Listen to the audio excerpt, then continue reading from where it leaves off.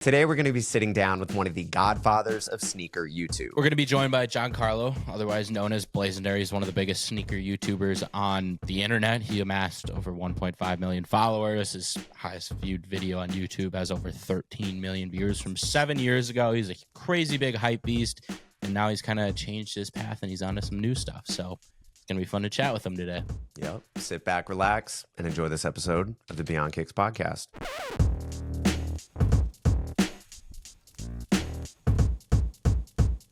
Oh, dude, I'm fired up right now. I just got back from the gym. I am like wired right now. Still a little bit of pre-workout in my veins. And I'm looking forward to today's episode, dude. It has been one of the craziest weeks for me. I know we talked. I know, you gotta give us the rundown. I know. I don't want to get into it too deep because it's not the point of this episode. I'll probably dive into it a little more. Maybe I can give a little tease. A little bit of a teaser, but I am, I guess, officially now a full-time creator. I was able to leave my job, and now I am creating content for Let's go, dude. I'm so hyped. It's a very weird Monday morning. I still am getting all the meeting invites for my job I had last week, and I'm like, oh, I don't have to be on these calls. This is nice. A little different, dude. It's crazy. I still have some stuff to tie up over there, and then I'll be good to go, done. But yeah, dude, just having the free time. I know I didn't talk about it much on the podcast, but the job I had, my bosses were all overseas, so I ended up having a ton of work calls from 7 p.m. to like 10 p.m. pretty much every weekday. And that was exhausting, especially going from working all day and then having more calls at night. Making content was just, it was a lot, dude. So hopefully now I can put a little bit more time and effort into my stuff and get to explore just more creative freedom, creating for a brand and myself. So I'm freaking excited, dude. One of those things I was excited for you, man.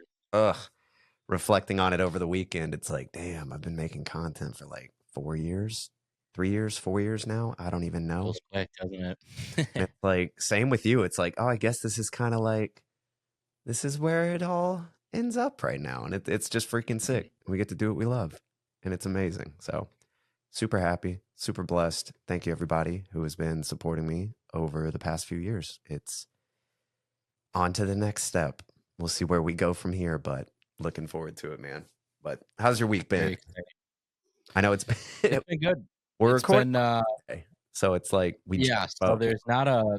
Before we get to the interview, we're going to have that in probably about 15 minutes, but we have a little sneaker news update, but usually we record Wednesday or Thursday before the Friday episode. So it's like there's middle of the week is kind of when the news gets dropped, Tuesday, Wednesday-ish. So not a whole lot to talk about. We got a couple of 4 or 5 things to talk about before the interview, but for me, the week's been good. It's been just kind of a smorgasbord of a whole bunch of different things. I'm actually going to New York now on Wednesday morning till Thursday. Last minute trip. Get there. For those that don't know, the man that we are having on the podcast is actually my new boss. So I am the creative director for Blazendary. So that's where this came about. We were like, I set the calendar alert for Sunday afternoon last week during the podcast, and it was like, we need to get a guest on. And so I saw that, and I was like, all right, we got to get a guest on. And let's do it.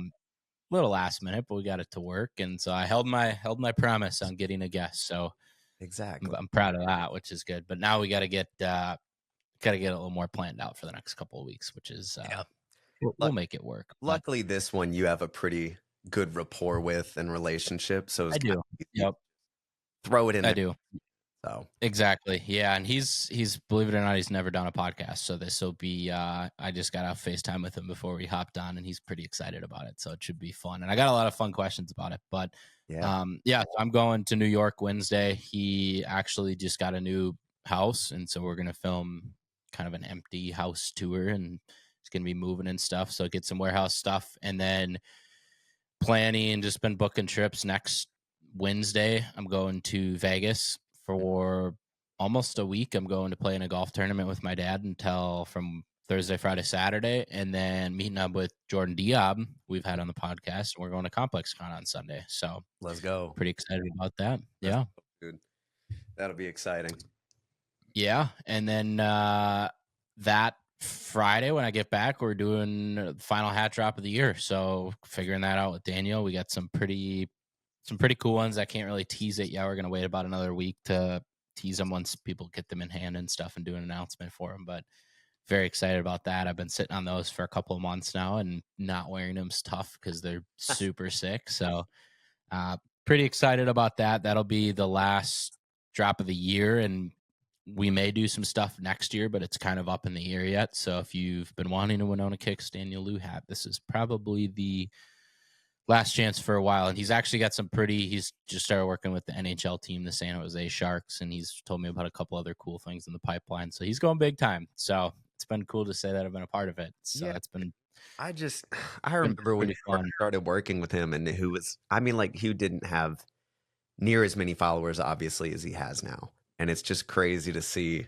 how he's grown, how you've grown over the past few years working together, and the evolution of the collaboration too. Because I feel like every drop, it just gets better and better. And I will say, as someone who's seen the newest drop, they look good. They doesn't get better than the next one, I'll tell you that. I mean, this is like, there's only so much you can do on a hat, and I think we did everything in terms of details. Like, you buy no shade to Hat Club. I love Hat Club. I'm wearing a Hat Club hat right now, but you buy a Hat Club hat or a Lids hat or even some of the collections like the John Stan hats or whatever, J-Tips hats. Like, I'm biased, obviously, because it's my own thing, but nobody is doing it to the level of detail. I mean, there is hidden pockets. There's stuff that glows in the dark. There's super intricate embroidery details. Like, these are, if you want a detailed hat that is going to make people ask you, where did you get that? Then this is it. So it's pretty gas. And I love it. It's not any more expensive than the other ones we've dropped. It's same price as every other hat. So it's bang for your buck is definitely there. So these are probably going to sell out pretty quick. I know the last drop sold out in a couple hours, and this one's probably going to be, if I had to guess, sub 15 minutes, because we've had drops about that before, but this one is, these are nice. So I'm pretty hyped about it. I'm excited for you. It's cool, man. But yeah, and that, and then the wife and I are actually going to New York first week of December. So planned that trip yesterday and doing some dogs whining behind me. Doing some kind of fun stuff with sightseeing and just enjoying New York, which usually it's just a business trip. So I'm very excited about that as well. That's awesome. That'll be sick. So yeah, a lot of planning. Vikings took the dub last night. Feeling good about that. We got the Wolves playing tonight. It's Monday Night Football. Went 1-2 1-1 in the fantasy league. So it was good. It was a good weekend. Rock and roll. That's what I like to hear, man. Yep. Any cool sneaker pickups or projects you're working on currently? Yeah, let me grab them quick. Do it. Oh man. All right, so I got a couple of things that came in today. First of all, this is kind of a nerdy, fun one. Some Crocs. Rock and roll. Recent collaboration. Okay. Let me open this box up. The Fortnite Battle Bus Crocs. Oh, okay. Pretty hyped about them. I'm not gonna lie, they're pretty sick. You get the little pack on the back. You get the cube, little potion there. So this is kind of a fun one. I haven't played Fortnite in a while. I've been playing some Black Ops, so we got to play. By the way, I've been playing. Well, now I have time, so I will definitely hit you up this week before I leave. Please. These showed up as well this morning. I know you've checked these out before. Some Ja 2s. Yeah, those are cool, dude. Yeah, they're cool. Initial impressions, they're very cheap feeling. I'm not gonna lie.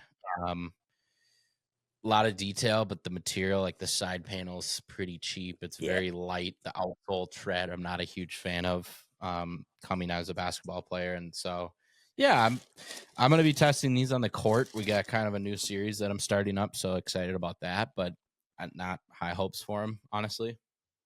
What I like to hear. Yeah, I mean they are $120, but I mean when you think Mhm. about it, a lot of them are nowadays, and there's better ones. Exactly. What is that? I Uh, don't even know what box. Jordan 4 RM. Oh, okay. I like that colorway. This is my first time getting an RM in hand that's not a Nigel. I don't mind It's that. exactly what I thought it was. I spoke a little too soon because once I get them in hand, they're not as bulky looking as they are online. That back heel is still crazy thick, which is Yeah, not a fan of that. But they're better than I thought, which is good. So I'm excited to kind of dive into these a little more. That translucent cage on the sides are really cool. So it's a good look. Like it's not a bad yeah, looking shoe by any means. no, not at all. I got to grab one more that's unreleased. Do it. Don't know if it's ever going to come out. Pretty crazy pair. Uh-oh. I like it. Is it the one that you purchased the other day when we were at SneakerCon? Because that was I feel like it might be. I feel like it might be. All right. So I couldn't hear what you were saying, but it I don't know. Continue. pair of 81s. I'm not going to be posting on these because I don't want to piss Adidas off or any of the people there. I'm an average buyer. I'm an average consumer. I just happen to have good relationships with some of the companies. So I get some of the shoes. And so I was just scrolling on GOAT, StockX, eBay, just dinging around. And I was on the GOAT app and I saw this pair. And I was like, I've never seen these before. It's a pair of 81s. And so I clicked on it and it's called the fuchsia colorway. I've never seen leaks of it. I've never seen rumors about it. They had a whole size line available for $170. And I'm like, Interesting. that is very odd. And they got them on Flight Club, which I guess is associated with GOAT. But I was like, this is very weird. I wonder if an order would actually go through because I didn't see them on StockX. It was only GOAT, full size run, $170, which in perspective, I think retail, what is retail? 120. Yeah. So I was like, this is very odd. So I obviously had to place an order. And lo and behold, they showed up. And so I posted on my close friends. I was like, I don't think I'm going to post about these because I don't really know the situation with it. Yeah. But very interesting. So pair of 81s in the fuchsia colorway. One of the coolest colorways. I'm not going to lie. Oh yeah. It's got this crazy gradient, pink, yellow, brown. You got to hop on our YouTube and sub when you're there and check these out because I'm showing them on camera right now. But we have a pink toe box, and the upper is not black. It's actually got a purple hue, Really? purplish pink Okay. hue. Pink 81 logo, pink on the back, pink insole. Actually, this might be hard to see, but Yeah. the edge of the insole is pink. So I don't know what the deal is. It's not a sample pair. It's a regular pair. If anyone has any insights, I think I might shoot a DM to a couple of people at Adidas, just seeing what's going on with this. Again, I'm not going to post any video on it or anything like that. But if you're listening to the YouTube and watching on YouTube, then Merry Christmas. You got a little early look. So yeah, you can buy these on GOAT. I don't really know the situation with it, but kind of interesting. I did. Yeah. No, that's one that I've never seen. That's fascinating though. $175 Exactly. after ship. I paid Why not? for a pair that I don't know if is ever coming out. I had a couple of Champ Sports Connect slid up and was like, I've never seen these before. So Hmm. I think I'm gonna kind of dig deep and just see why did this happen? Like, how did this happen? Are they even real? Is it? Yeah. I don't know. It's just kind of like a sneaker mystery. But I mean, anyone in the world can buy them right now. So Interesting. We'll have to hit up Andrew Parks. I still really want to get, yeah, but I want to wait AE2 announcement.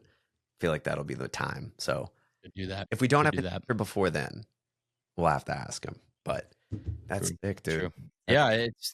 I mean, I'm a diehard 81 collector fan. Just went to the Timberwolves game about a week ago. I mean, I just everything been watching all the games, and so anytime I see something like that, I'm obviously going to buy it and just see what's going on with it. But it's very peculiar. Yeah. I can't even say that word, but it's very interesting.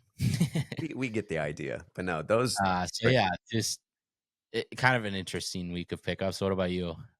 so I did buy one shoe, which is crazy because I never buy shoes anymore. Really? I went I to didn't know you buy shoes. I'm not crazy. I went to Cumberland Mall yesterday, just because I had some downtime and I was curious what was sitting.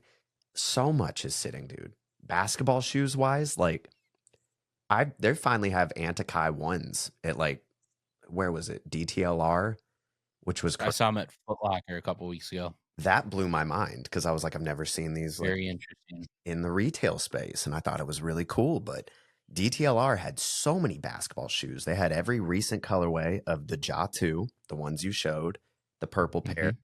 another pair I can't remember too. But they also had the Ant Pearls, the KDs that just came out. They had what was the other one that surprised me? It was a new pair of Book Ones that actually releases on the 15th. It's all purple canvas, sunset on the I just outsole. saw those on Nice Kicks. Yeah, Let me I pull 'em didn't up. even know they haven't come out yet. I just picked them up and I was like, these are cool. I've never seen them. Then I looked them up and I was like, they're not even out. So part of me was like, I should buy these and just review them. And then I'm like, oh, I'm surprised they had those early. I mean, this is like back to yeah, before COVID days. Was it this pair? yep, yep. You should buy them and do a review on them, I may honestly, buy there tonight or tomorrow. We'll see. because it's one of those pairs that I haven't seen any leaks about. Mm, It's got a crazy outsole, canvas. They got rid of that back tab. I would like to. I'm imploring you to buy them and review them. got it. Cool. I'll do that. I just took a picture of You could even do bleach dye since the upper is all canvas material. yo, that would be actually really cool. But If it was white, then you could do like the tie dye one to match the outsole. They kind that of would blew it there. bro. But yeah, outside of that, I know there are a few other pairs that I saw. The skeleton dunk lows for Halloween, the green pair with that skull in the toe box, Mhm. like a very thick plastic on the toe box. It's actually really cool Interesting. in person. Tons of Made in USA New Balance, tons of Asics. I almost bought like three different pairs of Kayano 14s at JD Sports. I was like, I just Feel can't that? pair. I was like, I can't get another. It was hard, but I did pick these up just because I've always been curious about them. New Balance 1000. It's literally just Interesting. I've been same deal. I saw one photo of somebody that had them worn and the creasing looked weird, so I just have passed on them. But I've really liked the look of them. and when I tried them on, they're so comfortable. Midsole super Mm, squishy. Like the quality on the leather seems good. The creasing, like you said, I feel like is gonna be kind of weird, but yeah. I mean, they were like 150, and it was between these and like four other sneakers in JD Sports because I know the manager over there, and I was just kind of walking around looking at everything like, do I want to buy a Hmm. personal or do I want to buy something to review? Because nine times out of 10, if I buy a shoe, I'm not going to review it, but I try and think of it from that perspective. Like, I would love to have something new. So Yeah. these, I'll probably put up a review sometime next week, but I like the fit. I get worried because the tongue in all the photos is super high, but this pair's not bad, but they're cool. Another pair that I saw a lot of that really threw me off was those Jordan 1 lows that are like the red, blue, and like sail pair that everyone was sort of freaking out about. Mhm. It was like a PE that they turned into the regular OG model with the swoosh on the toe box. Yes. Everywhere. Everywhere, dude. And it was between that, these, like something else. And I was like, it's tough. Tough. But a lot of AE1s too. I think Champ Sports or Foot Locker had every single recent colorway, which is so cool to see them all just lined up on Mhm. the shelf. I'm like, let's go, dude. It's so Yeah. cool. When I went to the Mall of America, I posted on my story. I don't know if you remember that, but there was a full lineup of colors at Champ Sports, which I love. I mean, that's sick. I love it's just cool to see it, man. And you can tell like some of the pairs up on the wall are like really small sizes. So they've pretty much sold out of all the bigger ones. Hmm. Yeah. I like it. But there's still so many colorways of those that I want.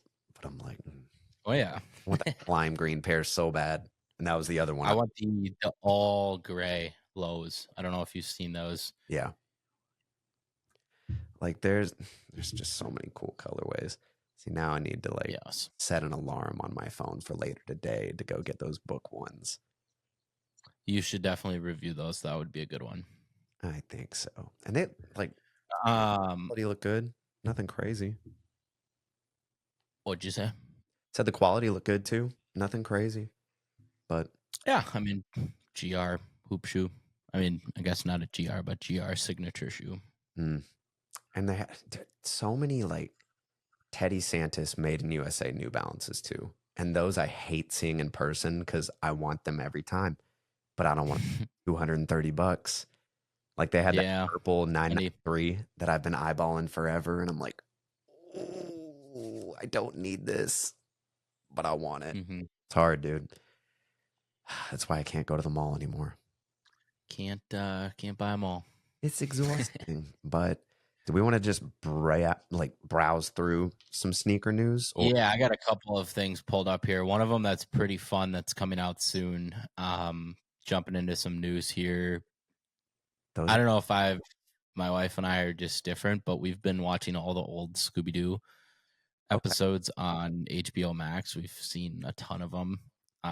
We just watched both Scooby Doo movies the other night on Halloween, so we're like Oh, Scooby Doo mindset. And we got Scooby Doo Puma MBO4s coming out, the Mystery Machines, which these are super cool. the design is crazy. I love it. Yeah. That was like walking into Champs and seeing all of these the mellows lined up on a Mhm. shelf is so overstimulating that I couldn't even. This one may have been on the shelf and I would never have known. It's just like, oh, there's so many colors, so many. They're very bold colorways. Yep. They I there's a place for them. Yeah, I know like Drake's kid loves these. Like it's very like kid friendly, I feel like. The design's crazy. It fits Mello, like his personality perfect. He's been balling like crazy too at the Hornets, so that's been yeah. fun to see. But like fun stuff like this doesn't need to be so serious all the time. I like I, this. So this is kind of one to note. Um, I also saw that we got a Marvel Adidas collection mm, revolving around Doctor Strange. Pretty people are cool. Got a Gazelle, a Spazzole, and a New York. Is that people a are feeling these. I think they're cool. Yeah, they're cool. Look, The green Gazelles I like. I like those a lot. Other two pass, I guess. yeah, they're not bad, but I who was it? Roscoe, one of those guys, made a video about it, being like, "This isn't a collab. This is just lazy." And I'm like, to me, this is what I would prefer to wear. But I know, obviously, Super like, simple, not crazy. yeah, Yeah, I mean you got not the for little Doctor everyone. Strange on the back, you got Marvel on the tongue, Subtle. Loki. It's this to me is a collaboration for adults, Mhm. if that makes sense. Adult Marvel fans. Yeah, I'm here for it. I think they're cool. Um, and then last one here before Giancarlo jumps on, we got these limited to 1,000 pairs. The premium goods in Adidas Campus 2000 Interesting. built now. Yeah, That 1,000 pairs only. Pretty cool. leather's really nice, cracked sort of effect. Yeah, pretty cool. So yeah, not much this week. Mm-mm. But yeah, John Carlo's about to hop on here, so let's kick it to that. Boom. Let's do it. We're now joined by Giancarlo Blazendary, the man. We already kind of gave you an intro, so you'll have to go back and listen to that. But one of the OG sneaker YouTubers himself has kind of made a pivot. We'll get into that kind of at the end of the thing, but made a pivot into the business world. So it's going to be interesting to hear more about that from the man himself. So, and now I'm working for you as the creative director. So it's kind of fun. So we figured we had to get you on to talk about everything. Yeah. Get your boss on the podcast. Why not? Yeah, exactly. Dude, it's an honor too to be here. This is so I told Charlie this is my first time officially doing a podcast. Which is crazy. It's my first official solo time. I've done a few like group sitting stuff at like maybe like panels or things like that, but Yeah. this is my own true time of like, hey, you guys want to ask a question? I'm No, ready to you're the give focus answers. point here. No, I didn't even think about that, but yeah, we're the first to pick your brain in a podcast form and kind of listen to the YouTube journey and everything about it. I think it's so cool, dude. Because, like, I don't know. You've just been one of those creators that's always been in the conversation. So I'm just curious to pick your brain on everything. I really want to know, because I was talking to Charlie about this a little bit, because the sneaker scene, fashion, hype beast, whatever you want to call it, has evolved so much since you started. And like, what was the landscape back then? Because it's obviously not the same. I'm so glad you brought this up because it is dude, it's a different world. Yeah. I remember like 2015, 2016, like being I'm gonna say the word hype beast was like Yep. a cool, I think people trendy, would resemble hip. you with the word hype beast. Absolutely. I'll claim the title of the biggest hype beast on YouTube at the time of that time. And it was just a good time to be in sneakers and streetwear. Everything was reselling. Nike wasn't pumping millions of units, which, like, not to say is good or bad. It's just a like a rarity aspect. Uh, Collabs were at an all-time high, and the scene, like you said, like setting the scene was like you actually checked your phone for a sneakers drop. You checked kicksonfire.com for a release calendar. You downloaded all these different apps that helped you get links. And like I'm sure there's still a culture for that and it still exists. But the what happened, I think, in 2020, where everybody started getting into shoes just to like make money, people got into shoes for the money and not for the love. Mm-hmm. And there was a big love for years, I feel like, around the culture. And at that time, you had a couple big dogs on YouTube. You had myself, very notably. You had like people like Kais Omar, who paved the way, doing vlogs every day. People like him were inspirations to myself. Casey Neistat was doing videos, daily videos on YouTube were different. YouTube content was different. The way, like I was telling Charlie, we have like right now on our channel, real time viewership is at 1 million views in the last 48 hours, or it's like. It could be, it'd be if the short's good. I think maybe right now it could be at like 300,000-400,000. Crazy. Which is still like, okay, you posted a video with 400,000 views in 2017. That video was like a major talking topic of potentially the internet at the time. There's so much less content to consume across every platform. You only had basically YouTube and honestly Instagram were the two. And like Snapchat was like a different feeling as well back then too. Like I connected with a lot of my viewers really deeply, posting daily stuff on there. So the scene was really personal. It was like everybody was involved because we all enjoyed being there. And it wasn't, hey, we're here to make some money on it. And sure, there was like money made on stuff to be resold. Perfect. Absolutely. Stuff was reselling at the time. But that was just part of it. If you hit on a lucky drop, like, oh shit, like I got a $700 Jordan coming my way. Like that's fucking awesome. It's insane. What was your posting schedule like at that time? Were you on the daily sort of, I guess, schedule that everyone else was on? Because it was insane, obviously. Yes, I was doing and even some of my, like, I have notes here on my actual computer that are still post-its. Like this is the same computer I used to edit, and some of them are like, we had a posting schedule. Yeah. And every day it was, if you get a product, what do you do with it? It's like, let's just say I have this dusting thing in my hand right here. This dusting thing. Okay, so what am I going to do with it? Is it going to go on YouTube? Is it going to go on Instagram? Is it going to go on Snapchat? Is it going to go on TikTok? It's going to go on all 4 platforms. So one video, but then what type of video? Is it a long form review for YouTube? Is it a short for YouTube? Is it a Instagram post? Is it an Instagram story? Is it an Instagram reel? Is it a TikTok video? Is it a Twitter post? So like this one item could be like 14 different outlets of content. Seriously. And it was essentially at that time, what was the schedule daily? You were posting, bro, you posted what you would post if you took a shit at 4 a.m. You know what I'm saying? Like you would post everything. You would post everything. The blog aspect in long form, where you can kind of put whatever you want into that longer video.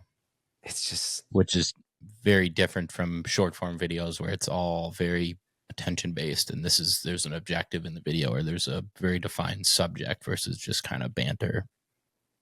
so true. What equipment wise, what were you using when you first started? Because I tell people all the time, just use your phone. Obviously, the phone cameras weren't as good back then. They were all right. But what was your sort of setup of choice at the time? The Casey Neistat. It was the Joby tripod, Canon EOS R, 16 to 35, 2.8, Rode microphone, and you just rip it. Like you would just full send, you would just rip it. And if you didn't have access to a big setup, like let's say we went on an airplane or something, it would typically be a G7X, and it would be a literal point and shoot.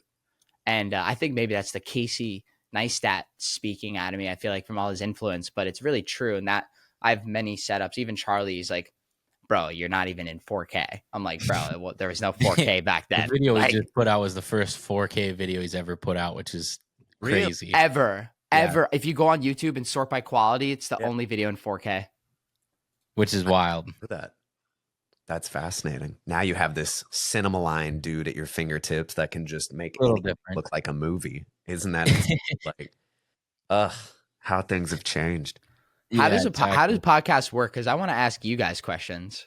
You're more than welcome. How about if you got something off the top of your head, rip it. Yeah, I do. Like, how did you guys decide to do a podcast? Because I remember when I had met both you guys, and both you guys had very strong followings. Charlie had a very strong following, and Seth, you had like a very new following. And now with the podcast, and you guys are, I mean, how many episodes in? Is this episode what?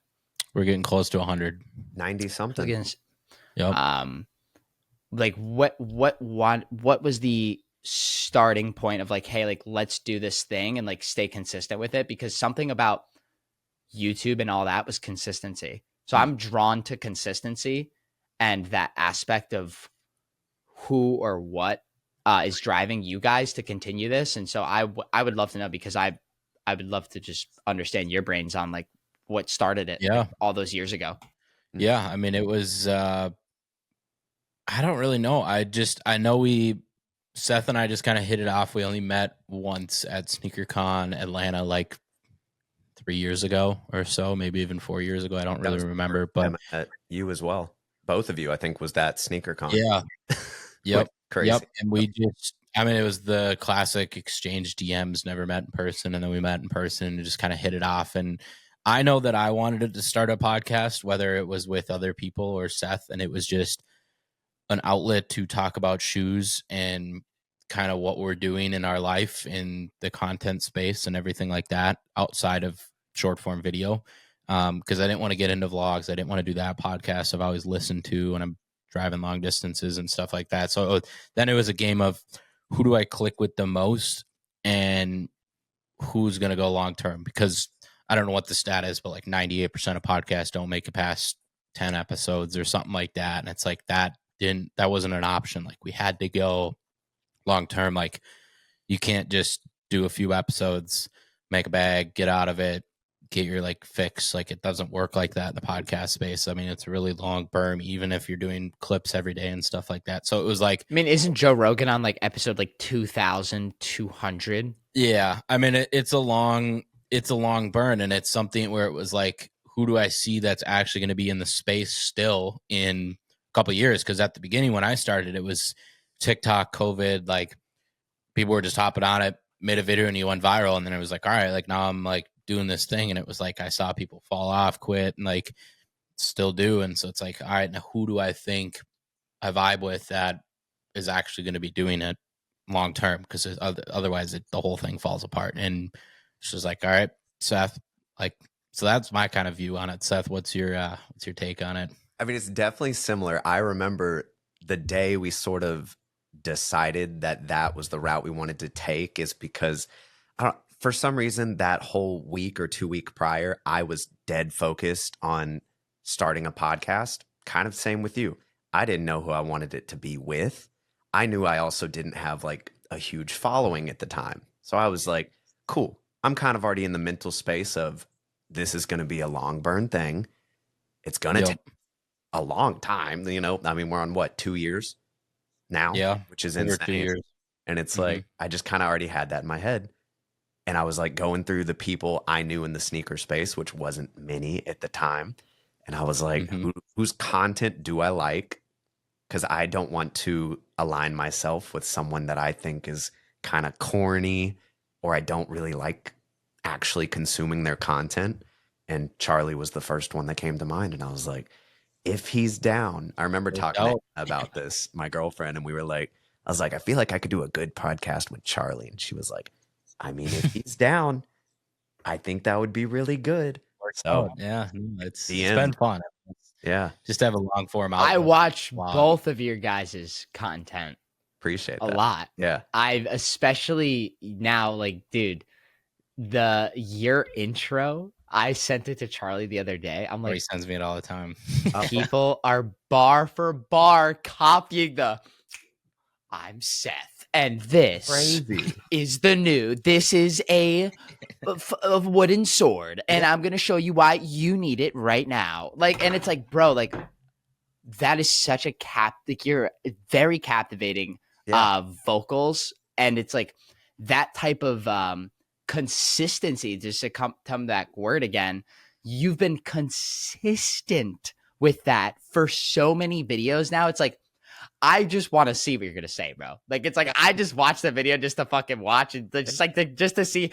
Like, this dude has said everything about every type of material of a shoe. Like, bro, you know parts of shoes names that I have no idea. Like, that's an aglet on a lace. Like, okay, but it's like, how do you describe that 757 times and make it so enjoyable? It's like very like good. Kudos to you, dude. And it's like that's why I once again I wanted to ask you both, like, what was the initiative to start this? Because starting and doing and maintaining a podcast is some work, but there's some really good reward, I think, from it. And if you guys enjoy it, I think it's great. And I think I love Verity being here. So yeah, sorry to steal the show, I guess. Let me toss it back on you. What was so like, let's flash back. So I just rewatched the video again. Wearing a crazy outfit to school, like most popular video, 13 million views. Like, you never mentioned what grade you were in, but I was assuming it was early high school. I was actually a senior. Okay, so senior year in high school, and it's got 13 million views. You're talking about your shoes, like you got the BMW, like living the life. And in the video, they were like, you're talking about summer, and then you put up this class view, and they're like, it's like, what were you doing this summer? And then you were like, you kind of like blew up this summer, and that was kind of your thing. And then for sure enough, first day back to school, like 13 million view video, like the biggest one ever, like pretty wild. What was it like having, and this was in North Carolina, correct? Yeah, I was living in a small town. There's no small town north of Charlotte. Yeah. No scene like that. I mean, I remember, I grew up kind of similar in Minnesota where we're not like internet heavy or anything like that. So what was it like having a ton of followers in like, how did it affect high school for you, studying, from friends to the whole aspect of it? This is an interesting one, dude. So the reason I got into YouTube is because I moved from New York to North Carolina as a 12-year-old. Mm-hmm. And this is like as 12 years old, in the middle of middle school, 7th grade, moved to a completely different state. That's like every movie plot typical, right? Where it's like, oh, move to a new small town and you got to find your way around, and oh, it's a big city, bright lights, you know? I was a part of that crowd. I felt like that transition was super interesting for me because in 7th grade, I was the cool new kid that came from New York in a big popular public school. Then I got accepted into a charter school in 8th grade, and I was socially outcasted because I was so different than these other kids. They're wearing like polos, Sperry's, like shit that I don't own and still don't own it, like Patagonia. No disrespect to Patagonia or anything like that. Different completely different vibe. And I'm coming in Jordans. I got on joggers, Galaxy t-shirt, like I'm like that kid, like, so I went from having a really big social friend group to essentially a very few small core niche friends, which allowed me essentially to start my YouTube because I had so much time on my hands. Because after school, I would come home 8th grade and I would just click record. And I used a Samsung phone. I'd click record. And my videos in school, I remember, like, I was, not to be like that guy. Like, I'm not sitting here like, don't, oh my God, poor you. Don't pour Mimi right now. But like, I was like, they'd put the videos on the smartboard and like bully me for it. And like, they'd be like, oh, like, look, like Blaze posted a new video. Let's go watch it. And I had like 400 views. And it was like me reviewing a Jordan 7 or something. And I'd be like, damn, like I'm embarrassed, obviously. But like, but then those same kids 4 years later were kissing my ass. So we'll get to that, right? It's like you start vlogging and you build that confidence and you really just honestly you don't give a fuck. You stay in your own lane. I stayed in my own lane for years, consistently, daily uploaded, no matter who said what at school or whatever. And like eventually you get your flowers. Eventually kids come around like, yo, like I see you hit like 50K, like congrats. Like that's kind of a big deal. Like, yeah, dude, I'm working it.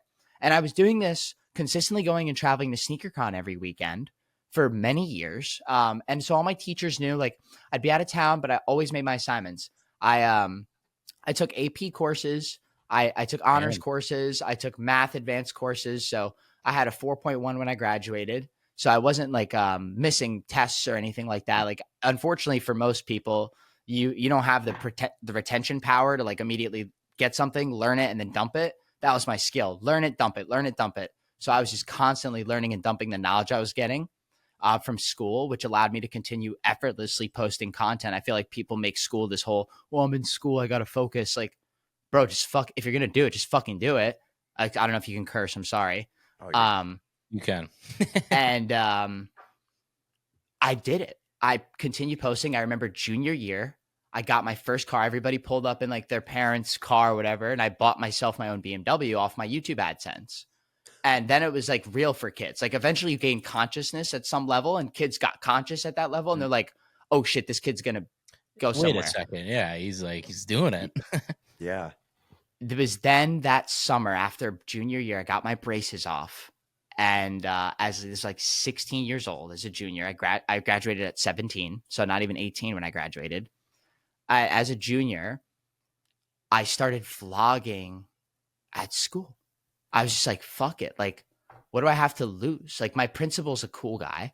He said to me, if I don't show anything that would make our school look bad, and shout out to Craig Smith. I'm going to send him this clip because I don't know if it was for Craig Smith I'd even be here.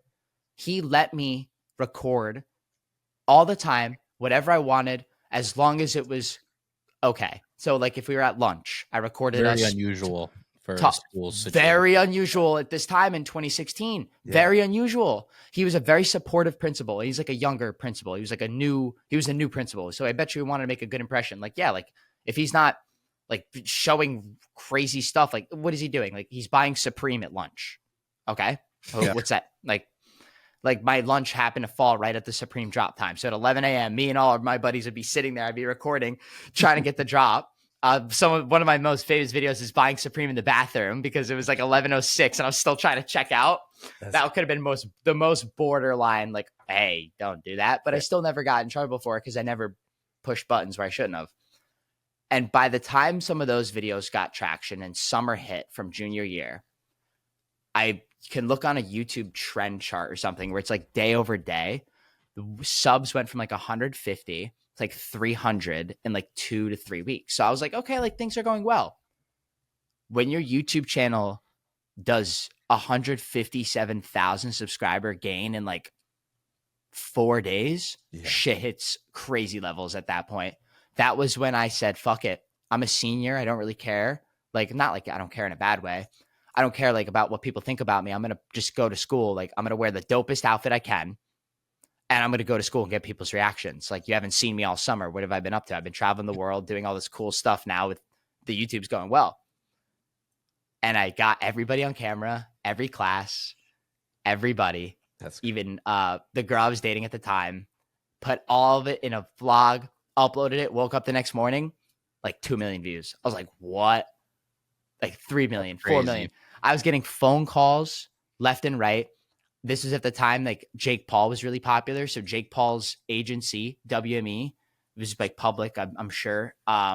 William Morris Endeavor, they reached out to me and said, hey, we want you to join our agency. And like, essentially I was a part of William Morris Endeavor, which is actually a big deal. At the time, I didn't even recognize how important that was. Like today, like you tell someone, hey, I'm in WME. It's like, oh, that's a major deal. I'm not in WME anymore.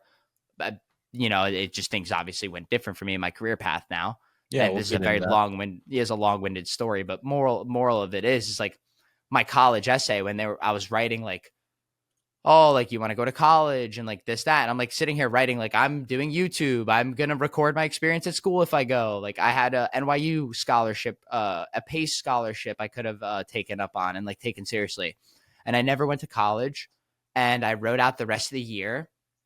I eventually then I bought a Mercedes that year. And like it was like the same kids that were playing my videos on the smartboard were asking me to come to the parties and shit like that. Like, and it was like, nah, dude, like go have a nice time, you know? Classic story. Yep. Yeah, it's yeah, it's like a classic movie story, basically. I feel like that was what I had. And that was what growing up in Charlotte with a YouTube channel was like. That was the story. Sorry for the long-windedness there. No, that's all of it's very. I don't know how much time we have, so I feel like I got to get it out as you there. got. Oh, I mean, dude, I said I don't know how many hours I needed. I put 3 hours in my calendar for this. So. Okay, we can let's just ramble here. So you talked about the YouTube grind, daily uploads, and stuff like that. What was something about the daily YouTube grind that people don't know about? Was it loneliness? Just the loneliness. You would be in your room. Nobody's next to you. Nobody wants to listen to the same jump cut 40 times. Nobody wants to listen to you saying the word but 4 times. But what? Cut it. Next. Clip it. Cut. Like I was doing all my own edits. Nobody was around for the 4 or 5 hour sessions. And then you drop the video. The video would do shit. And you'd say, what the fuck? What did I do wrong? What was it not good enough? Did the algorithm? And you were very reliant on an algorithm at that time. Like right now, dude, we can get 1 million views and fuck. If I say, hey Charlie, drop 5 shorts right now, maybe one of them will blow. And like I don't want to oversaturate our shorts because we need the content, so we're not doing that, and that's not our strategy.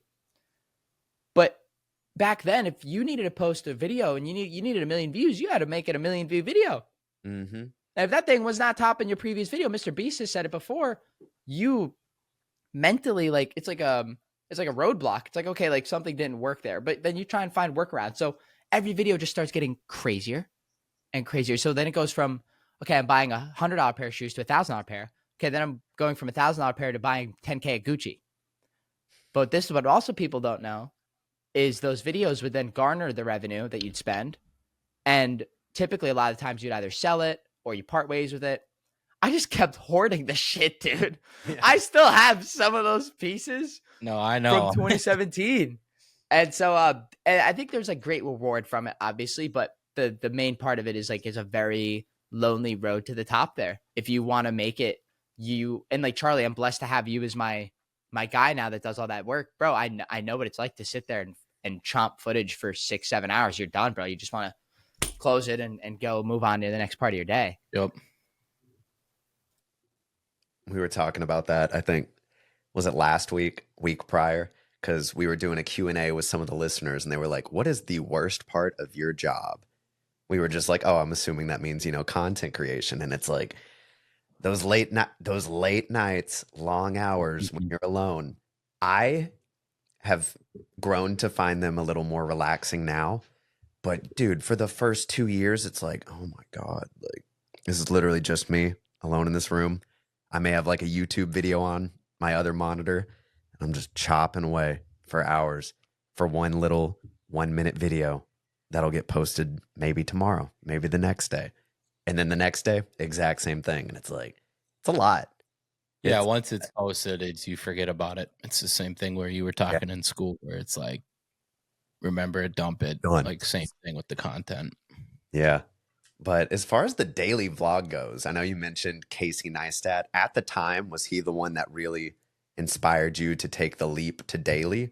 Who else was doing it at the time? Kais Omar. I'll give the man his flowers. Yeah. He was my direct competition.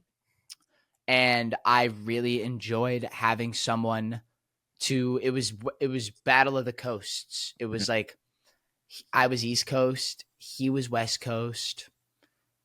Who was producing the better daily video? And there's other notable names. Blake Linder. Shout out to my big dog. Linder's a very cool kid. He's a very, very smart guy. Blake Wynn was posting at the time. Like these are like names that are just not in sneakers and streetwear anymore. These guys are doing their own thing. They've started their own they've developed their own businesses or their own like Blake does film and directing, and Blake has his own, he does the CPT, the Celebrity Poker Tour. Oh, crazy. Yeah, like he does he's doing a huge celebrity poker thing, and it's just not sneakers and streetwear. And Casey was the not sneakers and streetwear inspiration that I had for sure. Like my text was the same as I would like. He would put like vlog 167 Casey Neistat NYC, and I'd be like vlog 67 Missouri Blazendary kicks, and like my text was fucking awful. I used too much stroke, too much drop shadow. I used the Bada Boom BB. You know that font, Bada Boom BB. It's, I don't know if anybody knows what I'm talking about right now, but it's a very specific, like that, bro. That font, Bada Boom BB. If you ask me, hey, what era is 2014, 2015? Gradient background thumbnails, Bada Boom BB. The split, you do like split, like you do like a color gradient split in the middle, like left, right. It's just so different now. Now it's like, now the thumbnails are Windows XP, blue sky, green grass, red arrow, white text, guy in the middle, super saturated. That's so it's completely changed. Out of all the YouTube, I mean, we're gonna get into kind of the business and stuff, but what's dude, we've been touching YouTube. We haven't even touched business. We'll get to that. We still got some good YouTube questions. I'm gonna have to hang on. Let me adjust my desk for this one. Hang on, guys. 1 second. You're good. Is he gonna put it in standing mode? That's what he needs. See, that's what I want to get. I need a standing mode desk with a little treadmill. So I can just. I got one behind me, but it's the film desk, and so I need to get more. See, that's what this is, but it's so wobbly that I'm like. That's my problem too. It's so bad. I'm now sitting. Look at that. Oh, good to go. Yeah, I was sitting on the. I was hitting them on the stand. Give us a notable milestone that you hit, like 10 years of YouTube. What was something, or maybe even a couple, maybe it was a collaboration or a brand you worked with, or a number you hit, or a monetary number you hit, or like a piece of clothing you bought that was like, all right, this is the goal, like, or a car, like what give us a couple of those milestones. Cool call out there. Oh wow, a couple milestones. There's a bunch. I guess the first one was buying my I bought a Mercedes C63S, and it was a rear wheel 2017. I bought it for like maybe 72,000, brand new, which is it was a great price at the time. I don't know if there was like demand on that car at the time. I didn't know what I was getting myself into. I had eventually sold that car. I put 30,000 miles on it and got a trade-in value of 61K. So like that was the best I ever did on a car. I don't know how. Pretty good. That's pretty good.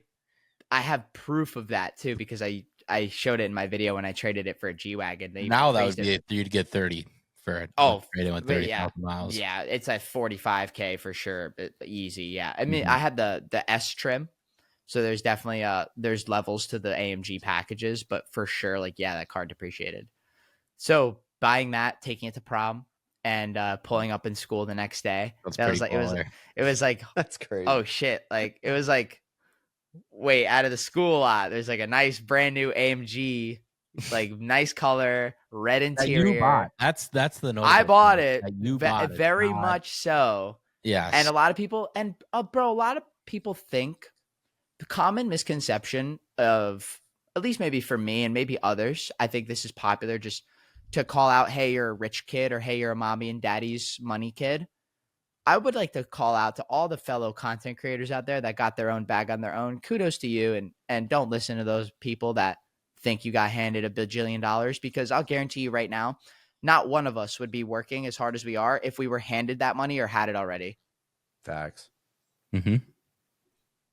I would not be struggling to produce daily consistent uploads if I was not hungry enough to want to be where I'm at right now.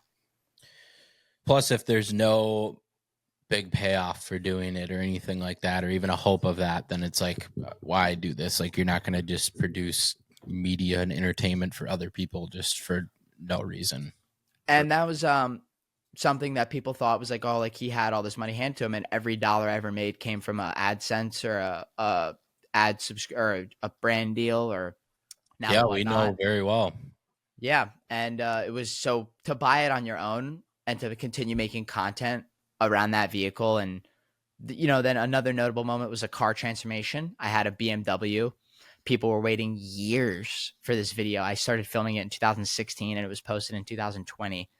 And I had footage saved on hard drives for years, like stacked hard drives. And I just go open the files, see I'd sort it by date. Okay, like this was November, December of 2020, whatever it was. And dropping that video and having it do like 500,000 just like instantly was a sick feeling. Oh yeah. Just it was like yes, like people were waiting for this one. Moving to New York milestone, because I was doing that on a will it work out kind of whim. Will moving to New York help my viewership? Will it fulfill me? Will it do whatever? And the way that I live now in this house has changed so much. The same desk went from content to streaming now to an office. So many iterations of just my own being here in New York. And then I would say, like, obvious notable milestone, hitting 1 million subs. That was lit. I was with all my friends, all my family. It was on my dad's birthday. It was really random. That's sick. And we got Disneyland celebrating. I had gotten like my chest fully tattooed at 17. Yo, that's nuts. And like that was like it's a half torso, so I've still yet to complete it. But at that time, it was like and then you'd go to the high school. You go to high school, right? Here's the parallel, and you go to the locker room because I was in team sports, and I had it as my last period. My car was parked outside the gym, so it was just all the team sports guys, and then everybody would come from the school. So you take your shirt off in the locker room, and everybody's like, "Holy shit, you're now blasted!" It's like. And then you walk out to your AMG at 17. It's like you're living a 27-year-old's life at 17. It's crazy. And I'm 24 now for the viewers. I was born in 2000. I started producing videos in 2009. And that was just on a Lego channel. I uploaded Lego stuff, uploaded custom Pokemon stuff. I transitioned it. I said, hey, guys, I'm making a channel for my sneakers. Go subscribe to it here. It was the last video I posted on that channel.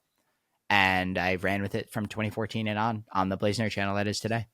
So it's pretty crazy. Notable moments are, and obviously now I guess my last one, if you want to, I don't know how you want to transition, but linking up with the co-founder of Whatnot and suggesting to him to add sneakers, and he agreed. That was a milestone. So yeah, let's get into that a little bit. So 2 years ago, you stopped. Real quick. Yes. Okay. Let's hear it, Seth. Pause. What was your first brand deal, and do you remember it? Yep. It was I sure do. It was for crease protectors. Interesting. Do you remember how they paid at the time? Free product. That's free product.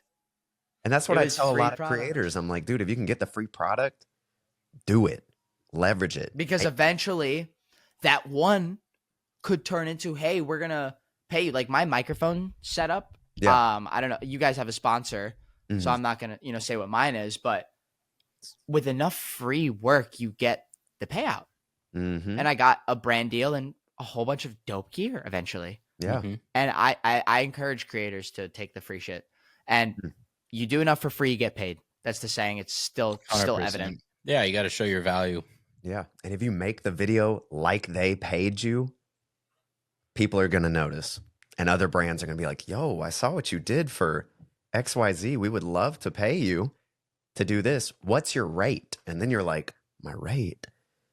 What is my rate? I don't know. I've just been doing this for free. And then it's a whole like snowballs from there, but it's just fascinating. But we also, I know we have a large listenership of people who are either aspiring creators or people that have been creating, for a few years now. What advice would you give people that feel kind of stuck? Because nowadays it is kind of difficult. You do get stuck. So what would you say to them? Plus, there's just so many different creators that it's like when you started, you talk about it, there was a couple that you were maybe comparing yourself to or competing with, or just other people in the industry. I mean, there's 10x Seth and I's, like there's so many of us out here. I think I say to my team, pivot. People are so pivot. scared. It's crazy. Just pivot. If something isn't working or you're in the same rut, just pivot. Do something else. And it sounds cliche, but I pivoted from my love for sneakers eventually faded. Now I still love sneakers. I love, all that stuff. But I said, I'm liking this Pokemon stuff a lot. Pivot. I pivoted to doing Pokemon selling when I moved to New York. I was selling the breaks when, it was super popular at the time. It actually still is to this day. It's still very popular for people to go and buy a break and participate and watch somebody open your stuff and then get the cards. Instead of buying like the whole case yourself, you just buy a pack. So and I this would buy was the whole during COVID. A little after 2021. So this is 2022-ish. And this is what brought me onto Whatnot, because I was doing this on a live streaming on my Pokemon channel, and they said, hey, we want to work with you to sell Pokemon. You're doing it on a website. I bet you'd like it on Whatnot and you never use it again, your website. And I said, yeah, prove it. Interesting. Oh, it worked. I had Blake Martinez at my house and this other huge guy, Ryan's Cards. Very niche name, I know. But they came to my house and they made $90,000 in 3 hours. And I was like, nuts. And I was like, and you did that off Poke? They did that off Poke, and they even got me to buy a pack. I bought a pack for $3,000. I'm sure. And I'm like, what? Something here. Like, so yeah, you got to explain to the listeners what Whatnot is and the whole premise of it, because then you can get into the sneakers and how that all started up. But I mean, I think I've explained it to our listeners a few times. It's a new thing, so a lot of people are still. I think if you're wondering what it is and you want the best description of it, just download Whatnot. It's not a plug for them or anything, and just explore the app, because you'll basically get the premise of it pretty quickly. But if you could explain it, yeah, to not sound like a brand deal, because it's not. Whatnot is a app. Imagine if you downloaded Instagram and you were on Instagram Live and you saw Soldier Boy holding up his Soldier Boy game, and you're like, oh my God, I want one, Soldier Boy. And he's like, okay, yeah, you want one? I'm going to put it on the screen right now. You could buy it. You have 10 seconds to buy it. And then in 10 seconds, you compete with everybody else in the live chat, competing literally with one button that says swipe, and you all swipe and the price goes up and the price ends after that 10 seconds. So Whatnot is the same thing, where you download it. You're watching someone like Charlie, let's just say. You're holding your shoes behind you and you're like, hey, I don't want this size 10 anymore. And there's 75 people in your live show. I'm going to sell them for 15 seconds and I'm going to start it at the price at $1. You have 15 seconds to swipe with everybody else in the room until it hits whatever price the chat gets at. And that's what Whatnot is. It's a live auction platform. There you go. That explains it pretty well. And I know it's growing. It's very, very big overseas, but it's something that, I mean, I've basically hitched my wagon to the idea with you of seeing the potential of it 5 years from now, where it's way more mainstream, and it's just that early stage where it's very interesting. It'll be not only, I think, very mainstream, but it is in other areas of the world. It is in China. It makes up 25% of their e-commerce is live shopping.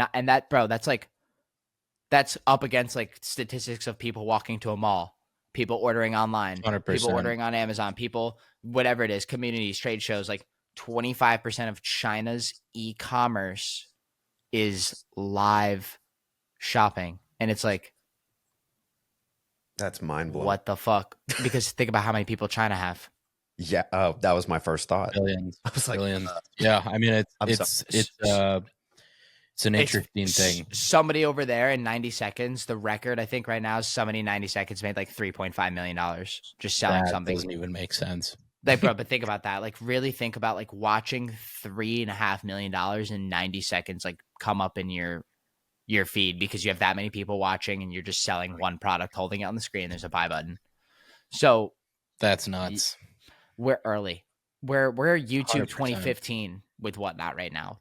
Because Whatnot streamers are getting their own following, or other streamers on other platforms. Like there's not just Whatnot, but to talk about Whatnot, you can essentially grow a following on there, and that following converts to other platforms, TikTok, Instagram, YouTube. You can have a build of viewership of people based on who you become on Whatnot, and that's like their first time ever getting like I literally look at like when the Whatnot streamers, I see them gather at the sneaker cons. I love participating and like conversating with everybody there. And it's very obvious. You can tell it's like super clicky and they're like in their own bag and they have like this squad and that squad and that squad. And it's like, that's what we were 7, 8 years ago. Like that's that squad. And I remember our squad, it was the 7. So it was 7 content members. It was like me, Kais, Harrison Neville, Bullet RC, Tony D2 Wild, Jacob Starr, and oh my God, please don't kill me if I get this one wrong. Ari Petru, I think, was the last guy, or there maybe and like the camera guy, Chris Montante. And like that was like the traveling group of, okay, we're going to all the sneaker cons, like we're making content, we're all vlogging. You're gonna drop your video at this time, cool. Oh, Yeezy Busta, of course. Mm-hmm. And it's like, oh, you're gonna drop your video at 3 p.m. Okay, I'm gonna drop mine 5 p.m. That's kind of what it is with them, where it's like the streamers are like, oh, I'm gonna go live at 3, raid me at 5. Okay, I'm gonna go live at 5, raid me at 7. Like same mentality, like. And I'm all for it. I think it's dope. Because I've been nurtured in that already. I've seen it. I've just focused really on the business versus the social aspect of Whatnot's like becoming for if you want to become a new streamer. I'm not focused on getting followers. I'm focused on getting dollars, baby. That's the difference. Yeah. And so it's people are in the sneaker world are very tuned to the word reseller and what a sneaker reseller is, and that's what Whatnot is. So what are some of the things that you resell or sell, or some of the products you sell? Because it's not just sneakers, that's a chunk of it, but that's not, I think a lot of people see that. That's kind of what draws me in. You kind of get drawn into the thing that you obsess over, but what's some of the stuff you sell? Well, I think I could preface this by saying anybody, including myself, can sell anything on Whatnot, which is the beauty of it. And I think that's what allowed me to begin my idea with the co-founder by saying, add sneakers to your platform. He was only selling Funko Pops, comic books, and trading cards. So that was the things you could buy on Whatnot a couple of years ago. And I said, well, you could just kind of sell anything, right? And he's like, well, yeah, basically, theoretically, yeah. Like theoretically, it's you put something with a title and somebody's bidding on it. It doesn't have to be in the Pokemon category, but if I put my hair thing, my dryer thing again on Whatnot, and it's not a trading card, well, what is it?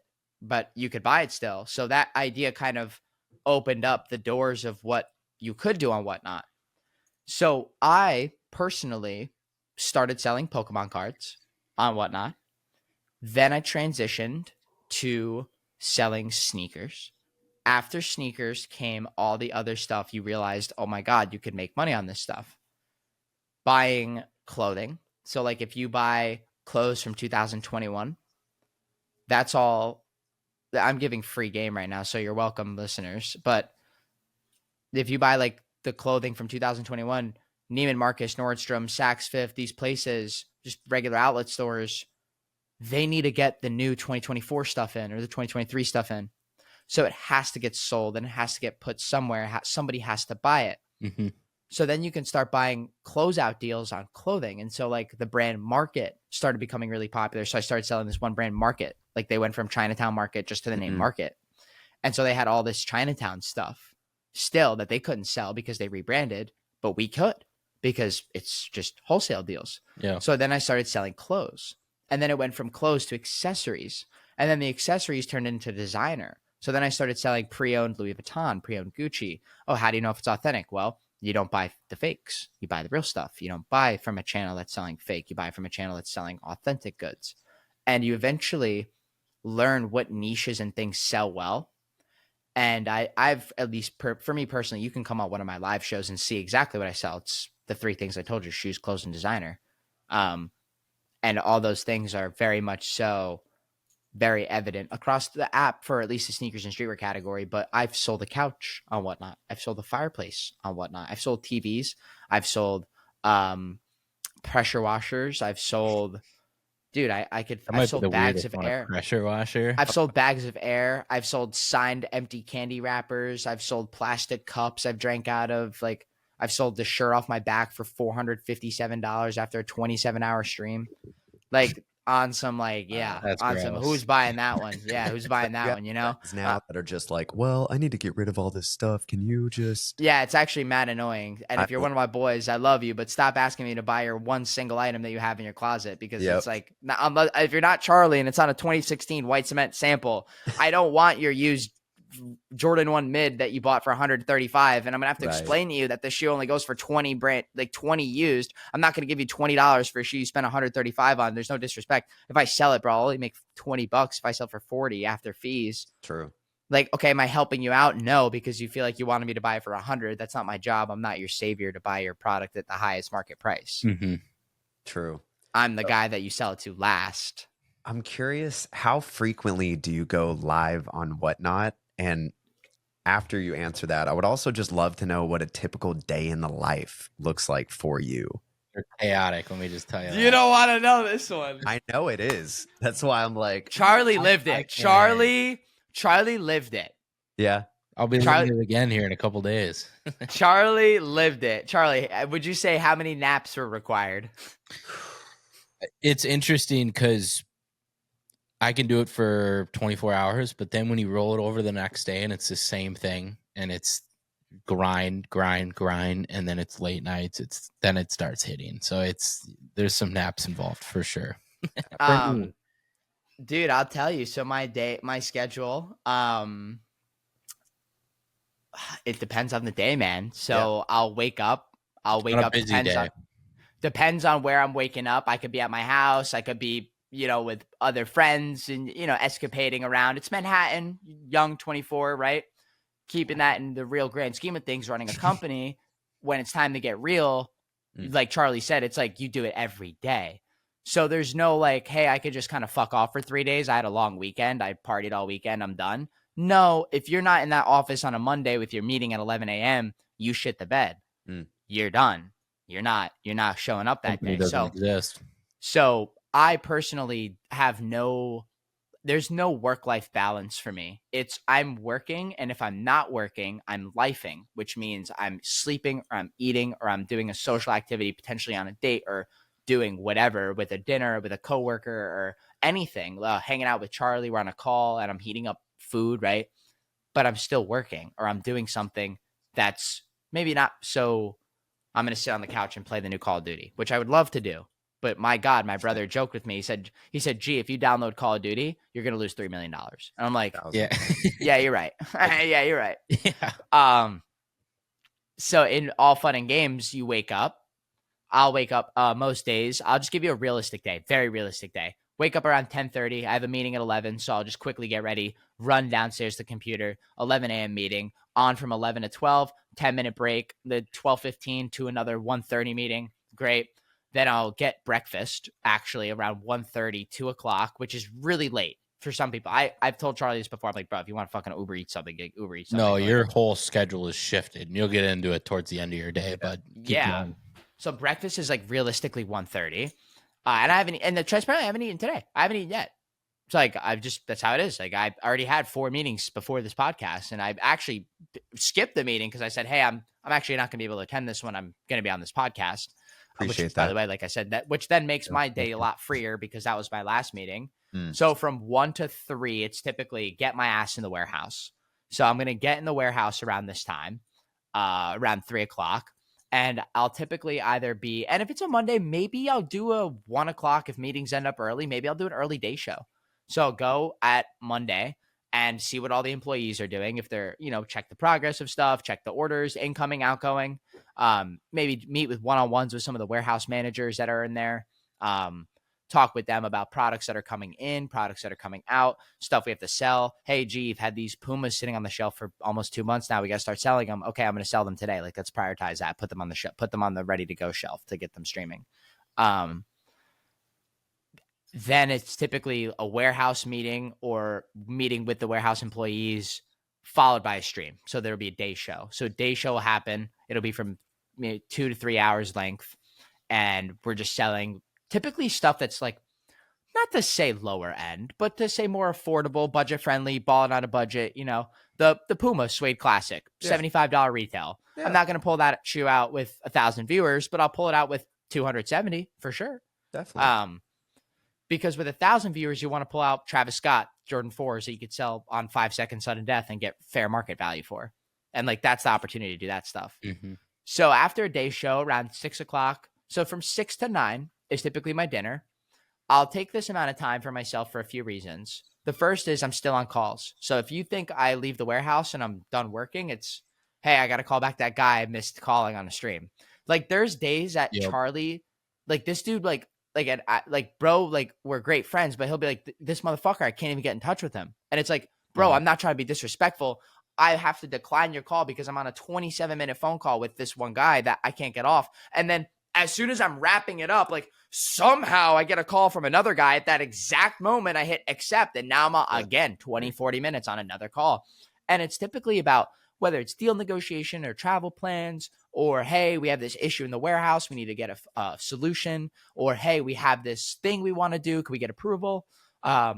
It's really just managing now a team of people.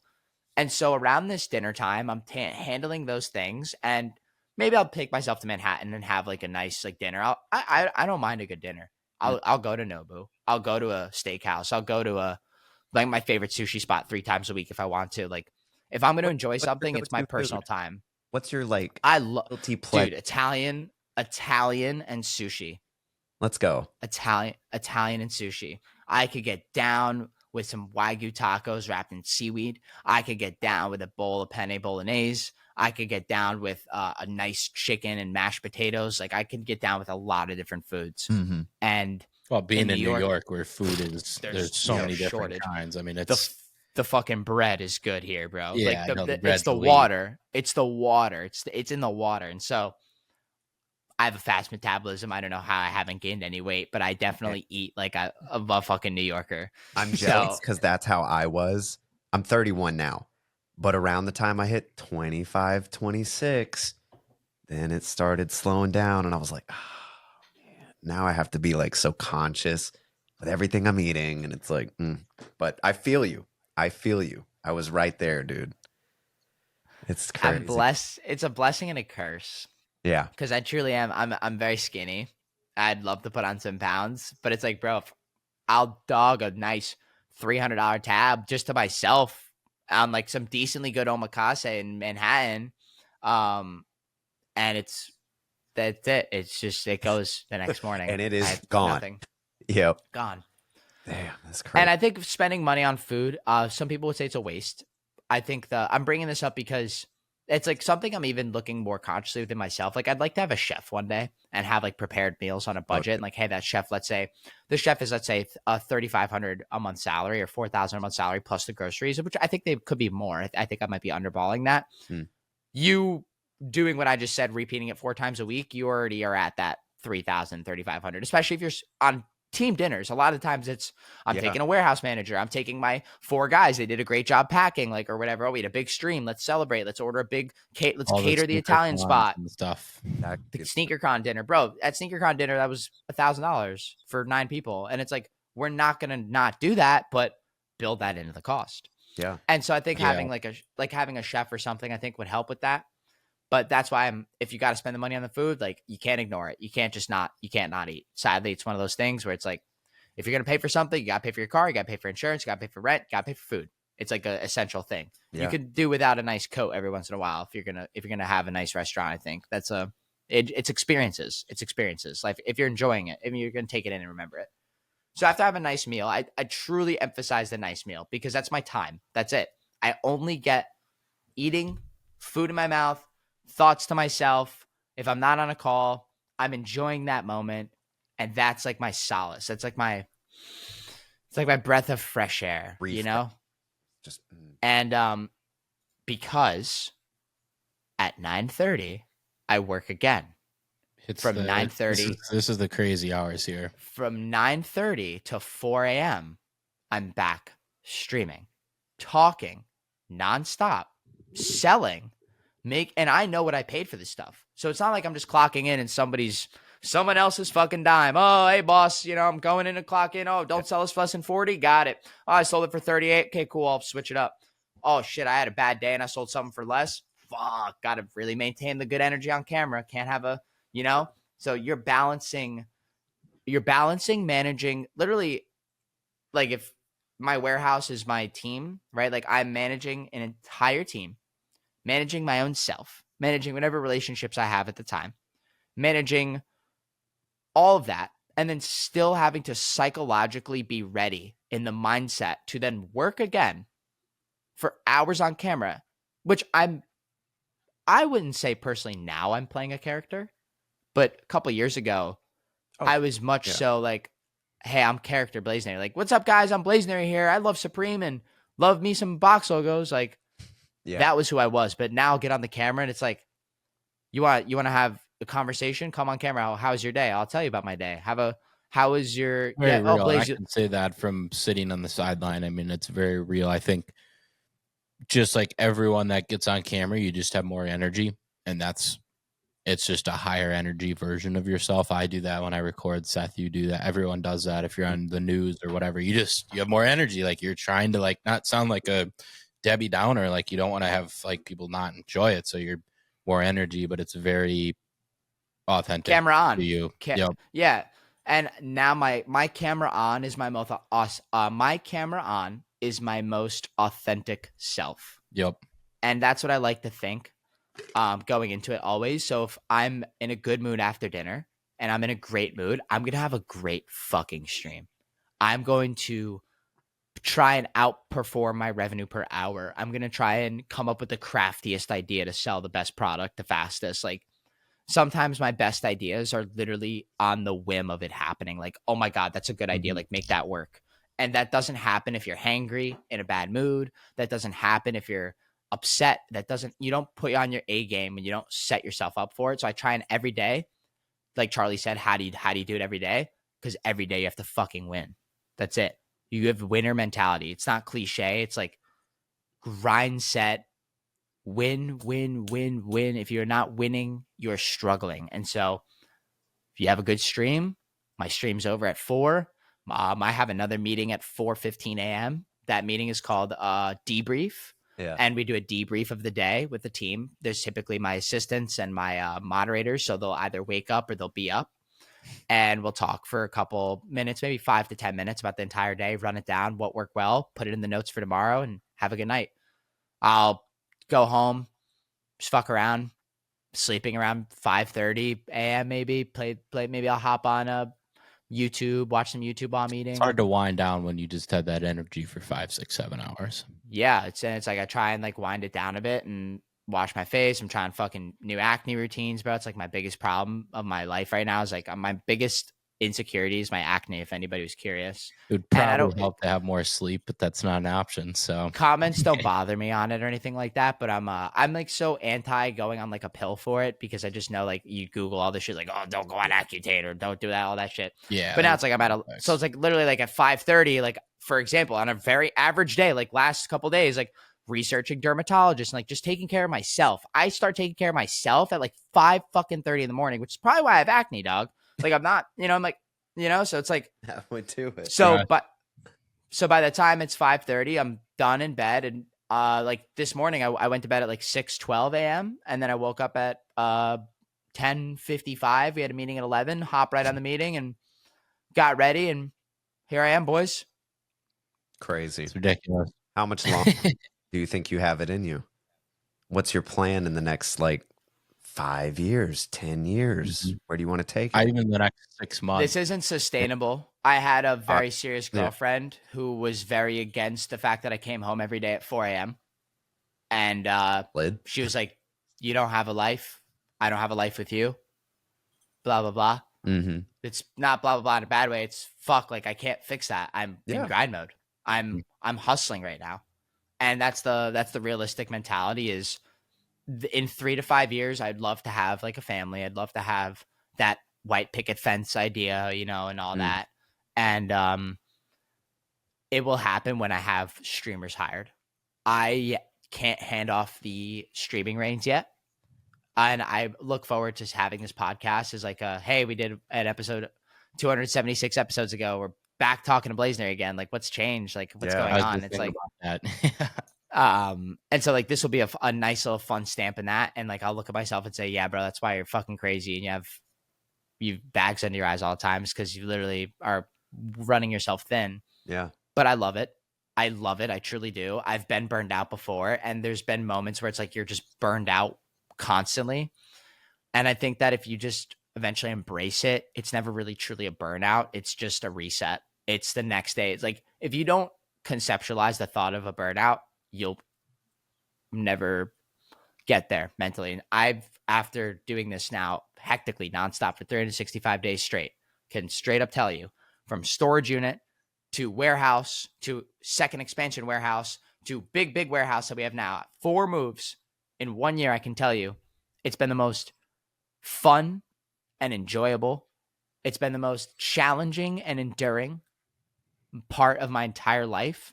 And I can't wait to see where it takes me in the future, because I'll find out what's in 3 to 5 years with how good we're doing right now.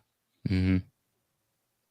Definitely. Yeah. I mean, it's a completely different thing from what you started with YouTube. How does that, I mean, how many employees do you have? And how does that mindset of all those employees that you have to, basically their livelihood revolves on all this and everything with it. How does that go and change your mindset versus it's me editing my YouTube video, I'm going to school tomorrow? Like, it's completely different. So yeah, it's completely different. The pyramid's top down. So at YouTube, you're top of the pyramid, or at YouTube, you're top of the pyramid on the bottom. So if you, knock on wood, die, your YouTube channel's fucked. Because you are you, not a business. You can be, you remember Jay-Z, he's like, I'm a business man. I'm a businessman. I'm a businessman, right? Like I am a business. Mm-hmm. I am a business now. Blazendary as an organization, I can have all my guys run a stream right now without me. They would do excellent. They would know how to pack it. They would know how to ship it. They would know how to do customer service on it. They would know how to reorder it. They have the supplier's information. They would be fine. I set up a fucking business for myself, my kids, my future, everybody involved. If live shopping is going to be the wave for as long as it is, we have the most successful live shopping stream in America, all whatnot, analytically proven. And we pride ourselves in that. You asked me how many employees I have. It's interesting because you have employees that could be contractors, employees that could be B2B. Mm-hmm. I would say in my organization as a whole, we did a head count of people that we have affiliates and internal. It's around 37 people that constantly report to me on a day-to-day basis. Not like I'll get back to you in 2 weeks. It's like I need to hear from you today. Mm-hmm. Because then if I extend that 2-week period of, okay, well, that guy, we kind of hear from him, but I guess, yeah, he's in the circle. You can say around like 50 people total that make this business run, which is an honor, because being the face of it and being the person who's been building it for years, like I love to see where we're going. My team on YouTube, we had only 4 or 5 at max, typically. Yeah. Maybe a content person, a manager, a team assistant. And these are all great people, but I no longer work with majority of them. I have one person that's been with me for 3 years still, same person. I bet you if I wanted a person I had 5 years ago to come back, I could, but we're in different paths right now. So it's like, there's avenues for, like, never burn your bridges. I'm always a huge proponent of that. Like, never burn a bridge, never, 100%. Because you never know where that person might end up in a couple of years, and you want to be cordial with that person, whoever it may be. Yeah. And at that time on YouTube, right, like things are so different. Things are always changing. Everything always feels like a competition between everybody. So it felt like you weren't building a business on YouTube. You're just running a fucking puppet show, for lack of a better term. And a business is, hey, you have processes, you have strikes, you have policies, you have procedures, you have systems, and all these things you fall back on, to where if plan A doesn't work, well, at least you have plan B and 26 other files all the way down to plan Z, like Plankton, baby, you know? Facts. That's what the business is. The business is set up for success Very and long interesting. term. Yeah, Yeah. I mean, it's completely different. Taking it would scale it down to the average man. Let's say I got 30 pairs of shoes in my collection. I'm looking to sell them on Whatnot. Is that something you'd recommend, Whatnot, for the average person, or would you say You gave me a go to very other specific outlets? scenario. So if you give me a very specific scenario, I'll give you a very specific answer. So how broad do you want this answer to be? Because I'll tell you what the best thing to do I is mean, in that scenario. we can just scale it even more broad. Let's say Well, I'll give them the average answer. person that I'll give them the answer because I bet you there's a dude out there that said, "Wait, please say it." okay, say the answer, and then I got a better Facebook scenario. Marketplace. Okay, Facebook motherfucking Marketplace, baby. I started my entire thing on Facebook. My first ever deal. I remember driving 57 minutes to somebody's random fucking house. Don't recommend doing it. Bring people with you that you a little trust. sketchy. Do it in the daytime. Meet in a public place. But I remember driving to his house. He didn't even answer the door the first time I knocked. I was like, oh God, it's a setup. I was like 14. And he came out and he handed me his Jordan 7s and I paid him $90. And it was the cleanest pair of Raptor 7s I ever had to this day. Oof. And they were 2 sizes too big for me and I still wore them no matter what. And I was an 8.5 at the time, and they were fucking 10.5. Dude, I'm a 10 now. Oh. I'm a 10 now. Close. So, like Facebook Marketplace, Okay. that's still a very live, active culture. But for your purposes of broadening the So spectrum, I was go gonna on. say, like, let's say somebody sees this, they listen to this, they're like, "Damn, this is crazy! Like, I want to have a business. I want to be on Whatnot. I want to do this. I want to grow to this level, like in 2 years' time, whatever." Where do you start? For the You start in the average basement. person. You start in your room. You start in your bedroom. You start in a place that you already have the stuff. So my basement, I don't know if this is video that people see as well, but right behind me is the door to my Yep, on the basement. YouTube. And you go right downstairs and you walk in, you see there's still shelves up. There's still product on those shelves. I converted my living room. I didn't even have a couch, dude. I said I sold my couch on Whatnot. I wasn't kidding. As a whole gimmick, I was like, hey guys, I'm going to sell my couch. And with the space, I'm going to buy more inventory. Let's run it up. And then I sold the couch for $3,700. And it was like, how do you ship it? Well, I put in the title New York or Connecticut or New Jersey only, and I'll deliver it to you. And we delivered it to the person. And I couldn't even like comfortably like go on a date and bring someone to my house and be like, hey, this is my business. Oh, you like New Balances? I got 46 pairs you want to try on. Go right ahead. Like, oh, you like Louis Vuitton? Yeah, please don't take one. There's 4,700 of them in that cabinet over there. And it's like living and doing it out of your house is a nightmare. Yeah. But you do it where you can. You don't need that office space, bro. Don't go rent that space for $900 a month. Don't do it. Don't.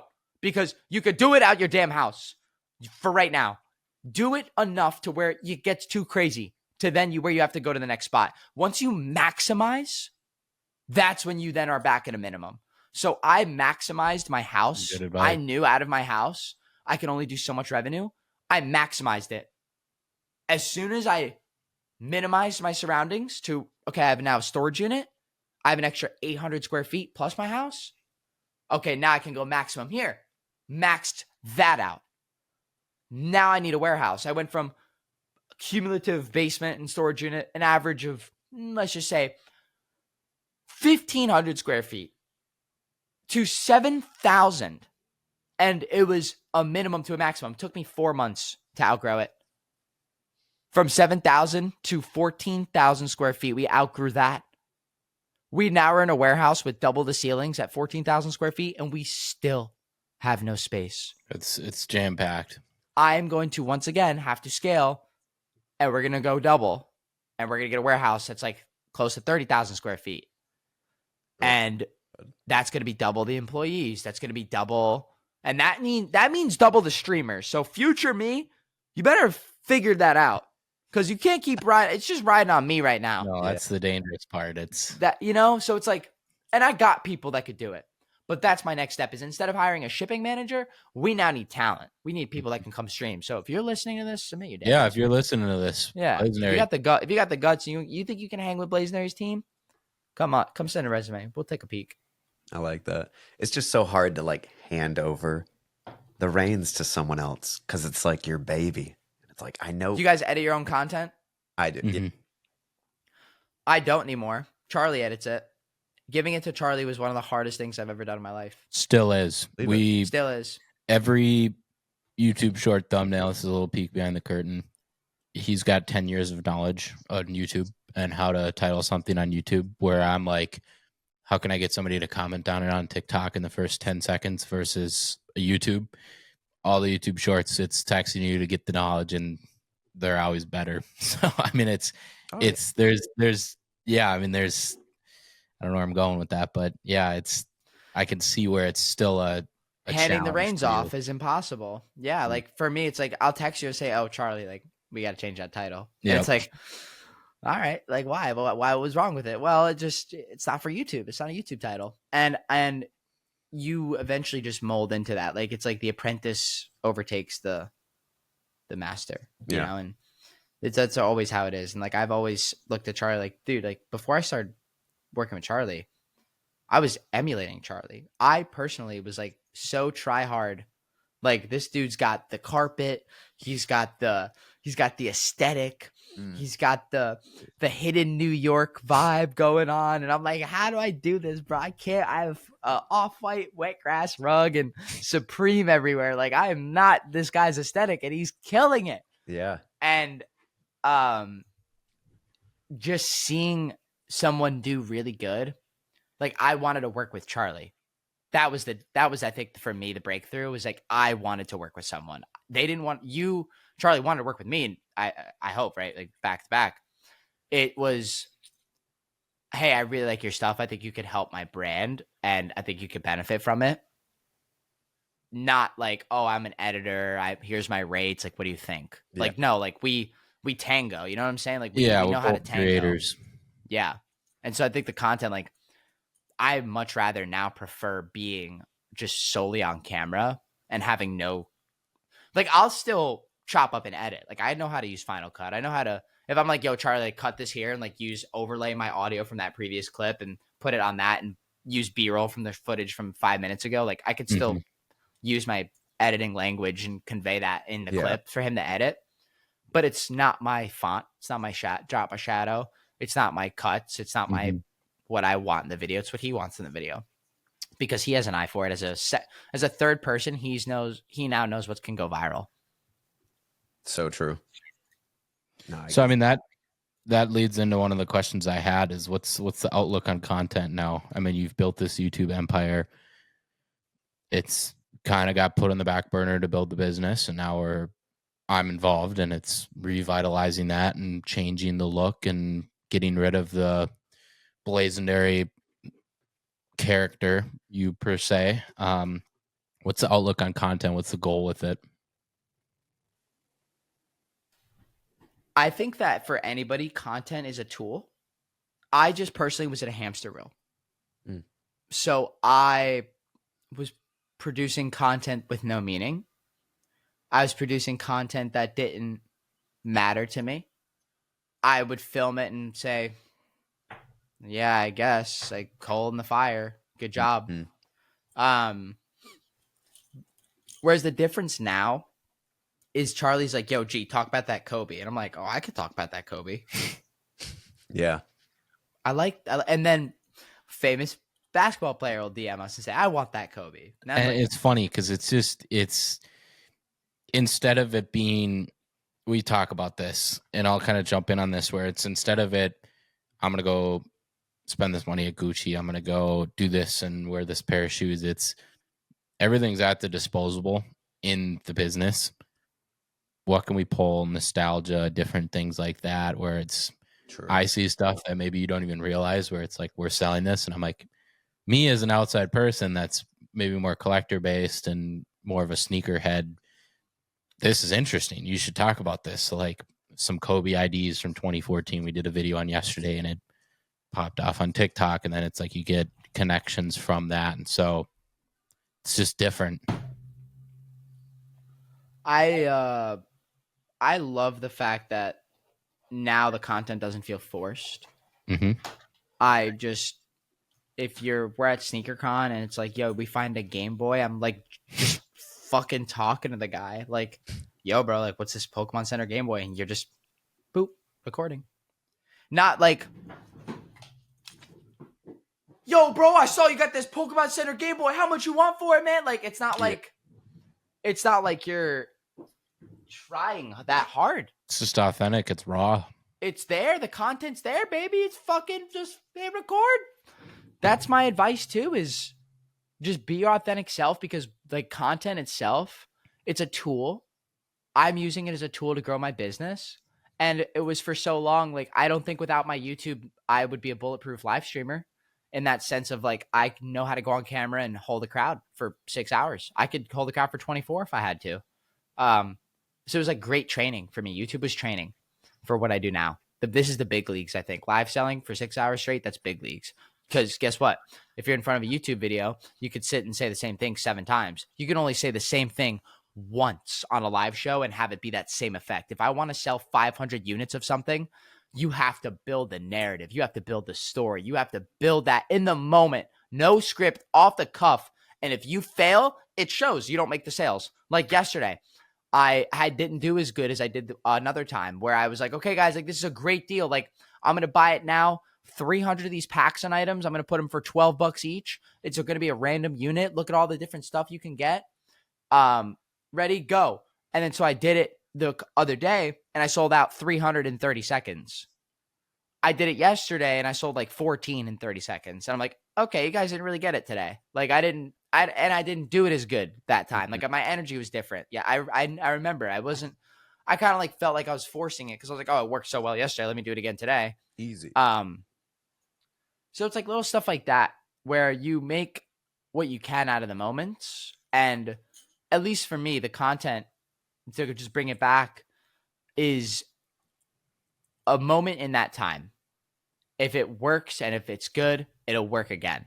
And if it's proven to work, if you do it successfully, I have the same video I've posted across every platform. It goes viral every time. And I'm not even going to say what video it is, but I've actually even re-uploaded it and it went viral on the re-upload. Like, it's sometimes you just know it works. Yep. And when you find that, somebody told me this, a very successful CEO, he makes $50 million a year. He said to me, if you do something good, fuck everything else and do that thing you're good at 10 times more. As soon as I heard that, I'm like, it was like doors open in my mind. Like, okay, I'm not going to buy this. I'm going to buy this. It's doing good. I'm not going to do that anymore because it just is not good. I'm going to do that. And then that literal mindset, like, at least for me, like, that propelled me, just that single sentence. I knew what to do with there. I knew what to do with that sentence. That was me with the format I have for the sneaker reviews I do. It kind of just all made its way into this one simple, at least, style to me. I know it works every time. And it's like, sometimes I change it up. Obviously, I get tired of it after a few, Jordan 1s and Jordan 4s in a row. But I know at the end of the day, it's going to get at least X amount of views. So it's your Big Mac sauce, man. It's you. Why do you keep coming back, order a Big Mac? Because it tastes the fucking same. It's going to hit the same every time. Mm-hmm. Once you have that sauce, do it and do it 10 times more. Scale it. Mm-hmm. How do you scale your business, Seth? If you don't mind me asking, I'm just genuinely interested. Like, some things you would do to scale your business. Like, I would say this podcast is a way to scale your business. Like, you've already done that. Avenue. Yeah. For me, like, what are some things you're thinking of? I have so many different things that I want to do. I just haven't had the free time to actually, invest more thought into it. We were actually talking about this as we started the podcast. I'm now, as of this week, a full-time creator. So I've had a job up until Friday, but now I'm working with a company doing their social media and stuff, which will give me so much more free time to actually explore different options. But like, outside of just the sneaker reviews, I love doing vlogs, showcasing different events I'm going to, showcasing different things I'm doing throughout the day, and sort of use those as a way to nurture my audience and build the relationship with them and just give them sort of a behind the scenes look at everything I do. And then the podcast is another layer. Just, they can sit down with me and Charlie shooting the shit for an hour and a half, 2 hours, and just sort of hear our thoughts more unfiltered, because it's hard to get unfiltered thoughts on short form because you want it to hit. So it's you can't really. But so we'll see. I mean, eventually I want to do clothing brand. I want to help creators create and maybe navigate the sort of brand deal landscape that is still new for so many different creators. I've always just wanted to help people. I don't know what that's going to look like for me in the next few years, but if I can, I hate the course selling thing, but I would love to somehow do like a one-on-one with people who are trying to create. Don't hate it. Don't hate it. No. You shouldn't hate the course selling thing because it's the course selling gurus you hate.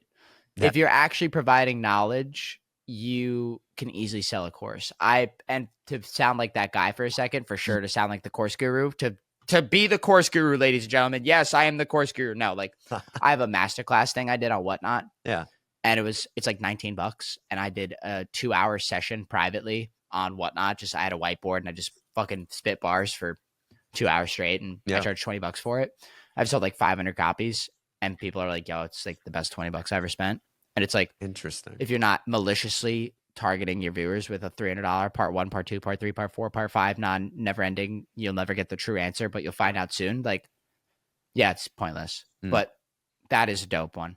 And then what you just said as well is consulting. Yeah. Brand consulting, like there's brands even that work with us where it's like, hey, like how do you do this? How do you like set this up? How do you put this process down? Like if you guys were to, somebody wants to start a podcast, you could say, okay, we know how to start a podcast. We'll charge you X. This is how you do it. We'll get on 3 calls with you. By your 3rd call, you'll be up and running. And if you need us, we'll be on retainer. Yeah. Like that's dope. That's dope. So we'll see where it all ends up in the next few years. But now that I finally have the time to invest into it, I'm eager to see what happens. But it's cool. I just love this. This is what I've always wanted to do, was create, but I never did. Because, I mean, just growing up, when I grew up, YouTube wasn't like really the thing. And then when y'all's generation sort of took it and ran with it, we were already a little too far along. And it's like, whoa, this is like YouTube content creation. That's a thing. But I've always had that like itch where I'm like, I grew up skateboarding, filming myself skateboarding, filming my friends. So I've always loved making videos and content and whatever it may be. And then, you know, as the time goes on, you see TikTok taking off and I'm like, dude, maybe I could actually do something with this. So I remember when TikTok first came out and you actually like, you had to force me to post on it. I'd be like, I don't understand it. I literally said, I don't understand how to use this app. For the first week of it being out, I didn't even download. For the first 2 years, I didn't. Nah. Yep. Neglected it. My girlfriend was obsessed with it and still is. And she would always be showing me TikToks. I'm like, I don't care. I don't care about that. It's funny you say that because I remember I started on Instagram. Actually, I just had Charlie's sneakers reselling. I post like during COVID, I'd post the shoes to my close friends and family, to the 30 people that followed me, and then some random guy commented how do you ship shoes, and so I made like a video on it, and then I was very anti TikTok as well, and then just tossed a video up on there, and it got like 500 views. I'm like, all right, let's keep doing this, and then just replying to comments. But I remember going to one of the first sneaker cons that I went to. It might have been the first one. It was in LA, and I remember meeting up with Jacob Starr, and it was like, I'd always watch his YouTube videos. I was like, this is sick. And I remember meeting him, and it was me and Chance and Gigamus, and we're the TikTok guys. And we chatted with him, and he's like, this is so weird. Like, I don't know what this TikTok thing is. Like, what is this? Like, we're the YouTube guys. Like, this is like Harry Neville was there, and it was like such a new thing. And it was like, it was so interesting because it felt like not a passing of the torch, but like a pivot, like you say, where stuff's like the world's pivoting to short form. And I'll always remember talking to him about that and trying to explain to another YouTube OG goat in the streetwear and vintage space, like, this is what we do. Like, we make videos on TikTok and it's all like short form, and like, we're going to go around and look at all the shoes today, and like super simple. And that was like 4 years ago. So, I mean, it's crazy. I remember that time too, where it was like, oh yeah, we're the TikTok guys. And it's like, It was so weird. I hated it. Yeah. I was just like, no, I have no idea. I like shoes. That's why I'm here. I guess there's a level of, so like I guess to bring this up, like there is a difference between being famous on TikTok and being famous on YouTube. Like 100%. do you know who said it, bro? That makes me laugh and want to bring it up. Joshua motherfucking Block. World of T-shirts. He goes, TikTok fame is the worst kind of fame. You don't really make that much money, but everybody knows you. That's so. I never He said thought it. you'd be quoting Joshua Block on here, but I love it. Bro, but is it not bars? No, it's Very- It's you know the what's funny? least. But like the guy Keith Lee, right? Like, okay, like make the case.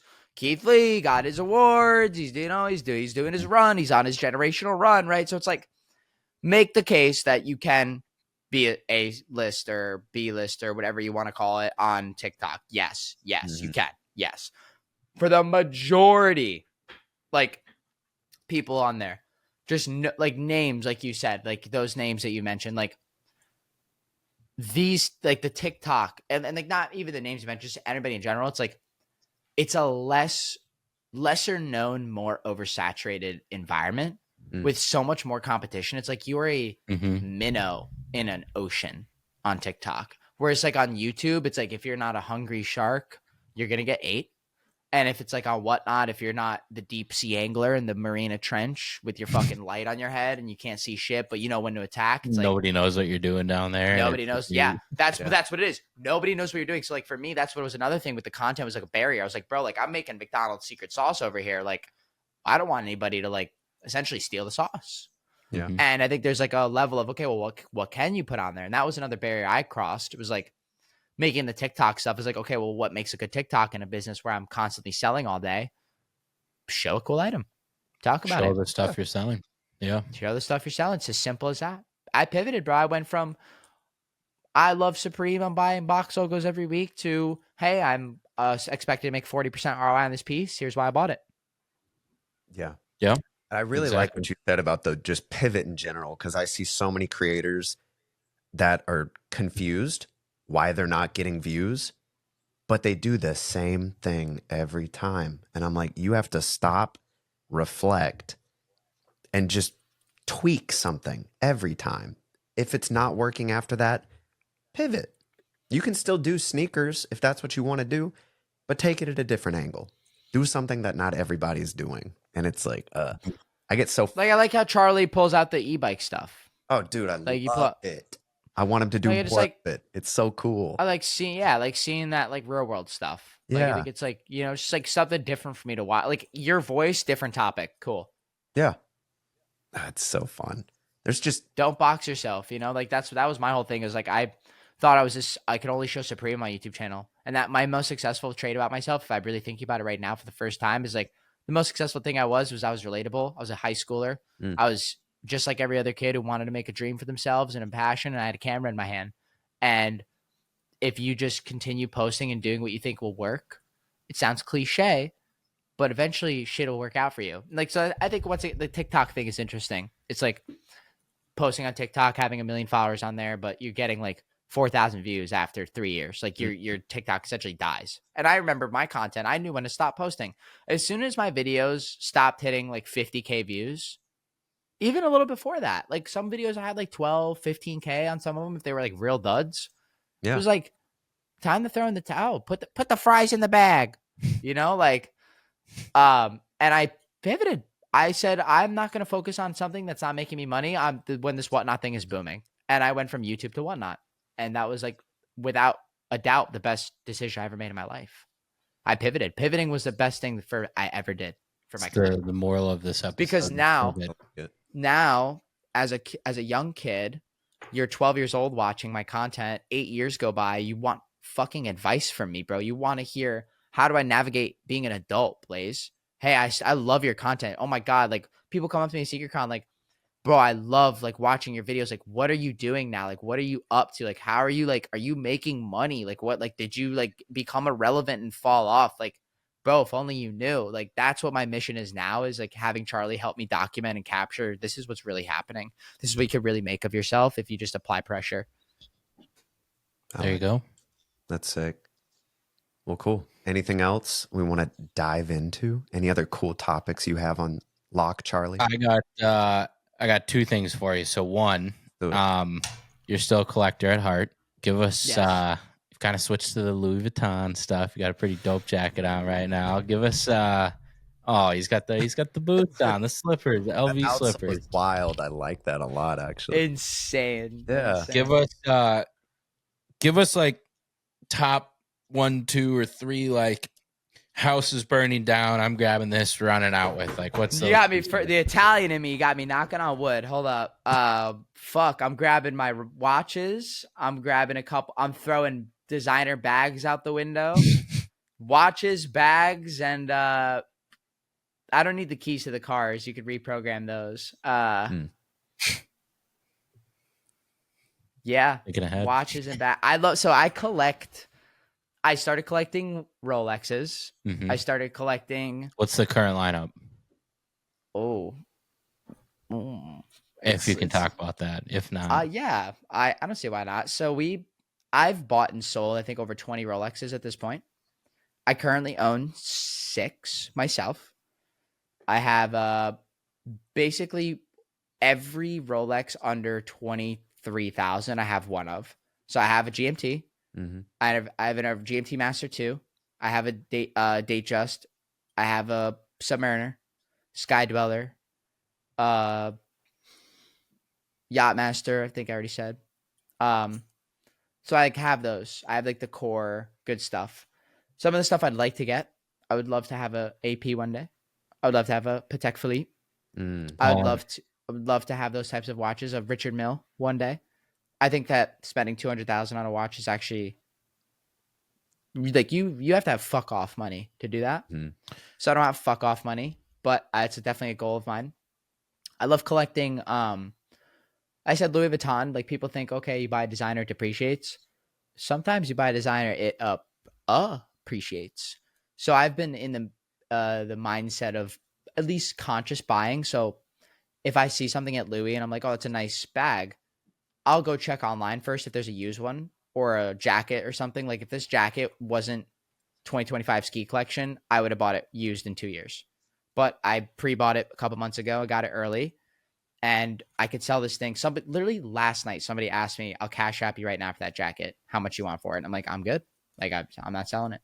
Like, it's something where you could make money on if you know. And people are like, well, the common conception is, or the common idea is, you're stupid. You spend $500 on a Louis wallet when my $40 wallet from Target does the same thing. Like, yeah, bro, it does do the same thing. But you can't sell that $40 Target wallet for no more than $5 when you're done with it. I could sell my wallet that I just bought from Louis if I barely used it for probably at least 25% of its original value. So it's like at least an asset in a way. I think that designer and collectibles and stuff are assets. So I'm a huge asset collector. Something that people don't know about me is I love stocks. Love stocks. Yeah. I have been for years interested in options trading and dollar cost averaging. I'm a huge if you even watch advocator. some of your later videos in the YouTube career, you can see like you talking about that and stuff. Because I say that because we just did kind of the deep dive on the old videos and stuff. Had some fun watching them, and I mean, there's like you're talking about, all right, day trade and like getting this, and just, there's different levels, there's different eras of John. No, for sure. That's still a big one, and I like cars. That was going to be the last question. Was you always posted YouTube videos on cars, the BMW. What's the current lineup? What are you rocking? If I was to, so the BMW, it still runs and drives, but it currently has a bill of $14,000 on it to essentially keep it going. Just to keep the fucking son of a bitch going. New wide body kit because the old one is deteriorated from weathering. I poorly stored it. It was my fault. I didn't garage it. I didn't cover it. Left it rotting in the sun for 3 years. And it just destroys the car. Imagine you go wet your favorite pair of Jordans, Charlie, and leave them in the sun for 4 years. Tell me how they are after 4 years. Yeah, it doesn't work. You're not going to put your foot in it and wear it immediately. You can't do that to a car. So that's what happened. I have a Sprinter, which we use for just general day-to-day, like just packages here and there. It's a Mercedes Sprinter, and I actually invested in that one, particularly Mercedes, because you could still go on and find a 2017 one with like 50K miles for 25-30% of its original value, because sprinters are constantly being needed by businesses and companies, and they're constantly being ran through. Constantly, businesses are eating them up. It's like one of the most used consumer vehicles. And so my Sprinter, one of my favorite cars, even though I don't like to drive it, it's one of my favorites because it's most used. It's making money. Yep. The AMG GT 63S has been my biggest financial loss of my life. I spent $215,000 on a car that's only worth $120 right now. That hurts. Hurts big time, and that's only because I have the decent one, the S trim. We talked about that earlier. I have the GT63S. It's a little bit nicer of a trim, and it's got decent not aftermarket parts, but like Mercedes, you can choose to want carbon. Yes, no. Okay, I want carbon fiber. Yes, no, I want the red trim. So it's fully souped up, loaded. But that was a COVID purchase. COVID prices for cars were an arm and a leg, not just an arm. So I overpaid. So MSRP on the car was 170. I think I paid 40K over sticker. There you go. Yeah. Damn. My biggest, and that car I try not to drive it as much. I would love to keep it in my collection, even though it's a huge loss. It's like having a Rolls Royce you bought 10 years ago that's worth like 30K, even though it's fucking, or what car is it? The Bentleys that do that? Yeah. It's like the Bentley. Bentleys, yeah. Yeah, Maseratis, Bentleys. It's basically one of those for me, sadly. I have a Range Rover. I call it a fake SVR because it is an SVR without the badging. It's straight piped monster. It's very V8, loud. Very loud, very fun. Red guts. 2019 daily driver. Just a daily. The chauffeur drives it the most. Our driver, Heinz. Shout out Heinz. We have a company driver. He's with me every day. He'll be here in 20 minutes. Just helps me with everything. What else? Couple The electric. Cybertruck. We have the Cybertruck. Dope one. Fun one. Build quality's dog shit. Absolute ass Tesla. You fumbled big time. My speaker system after 500 miles started rattling because I was just blasting the music, and it was like I hit a couple of gnarly bumps and I bumped it back into place so I don't hear the rattle anymore, but I had an appointment scheduled for rattling at one point. That's crazy. That's so disappointing, man. Ugh. Model X Plaid. No. That's scary. That is, oh man, it is my favorite car. It's my favorite because it's got the most tech. It's the most jump in and go. It's 6-seater. 6, bro. Me, passenger, 3 seats in the back. How do you have a 6-seater sedan? Riddle me this. And it goes 0 to 60. I'm just going to Google it. It's 0 like to 60 Model X Plaid 2023. 2.2? 2.5 seconds, 0 to 60. However, the closest recorded time somebody recorded was 2.86 seconds. That's ridiculous for a 6-seater. I've experienced it. It's scary. I opted not to get the scary Cybertruck. The Cybertruck, I have the cheaper version because I purposefully said to myself, I am not hurling myself in a 7,000-pound fucking toaster oven at full speed. Like, I'm just not.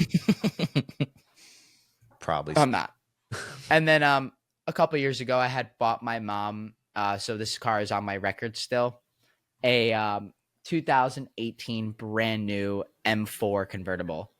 And unfortunately, that car, she wasn't driving it, got totaled, and she used the money, and still under me was a SL 500 Mercedes, which now she is the I transferred it to her. So it sucks. I love that M4. Oh yeah. It was fucking joyride, man. That thing was ripping it in North Carolina. It was a blast, but a little different in the city. That makes 7 for me. There you go. It's balling. So in reality, it's 5 daily fleet. BMW is getting worked on. So it's 6 for me personally total. There you go. That's a good way to wrap it A up. little Thank you, ridiculous. A little ridiculous. I know.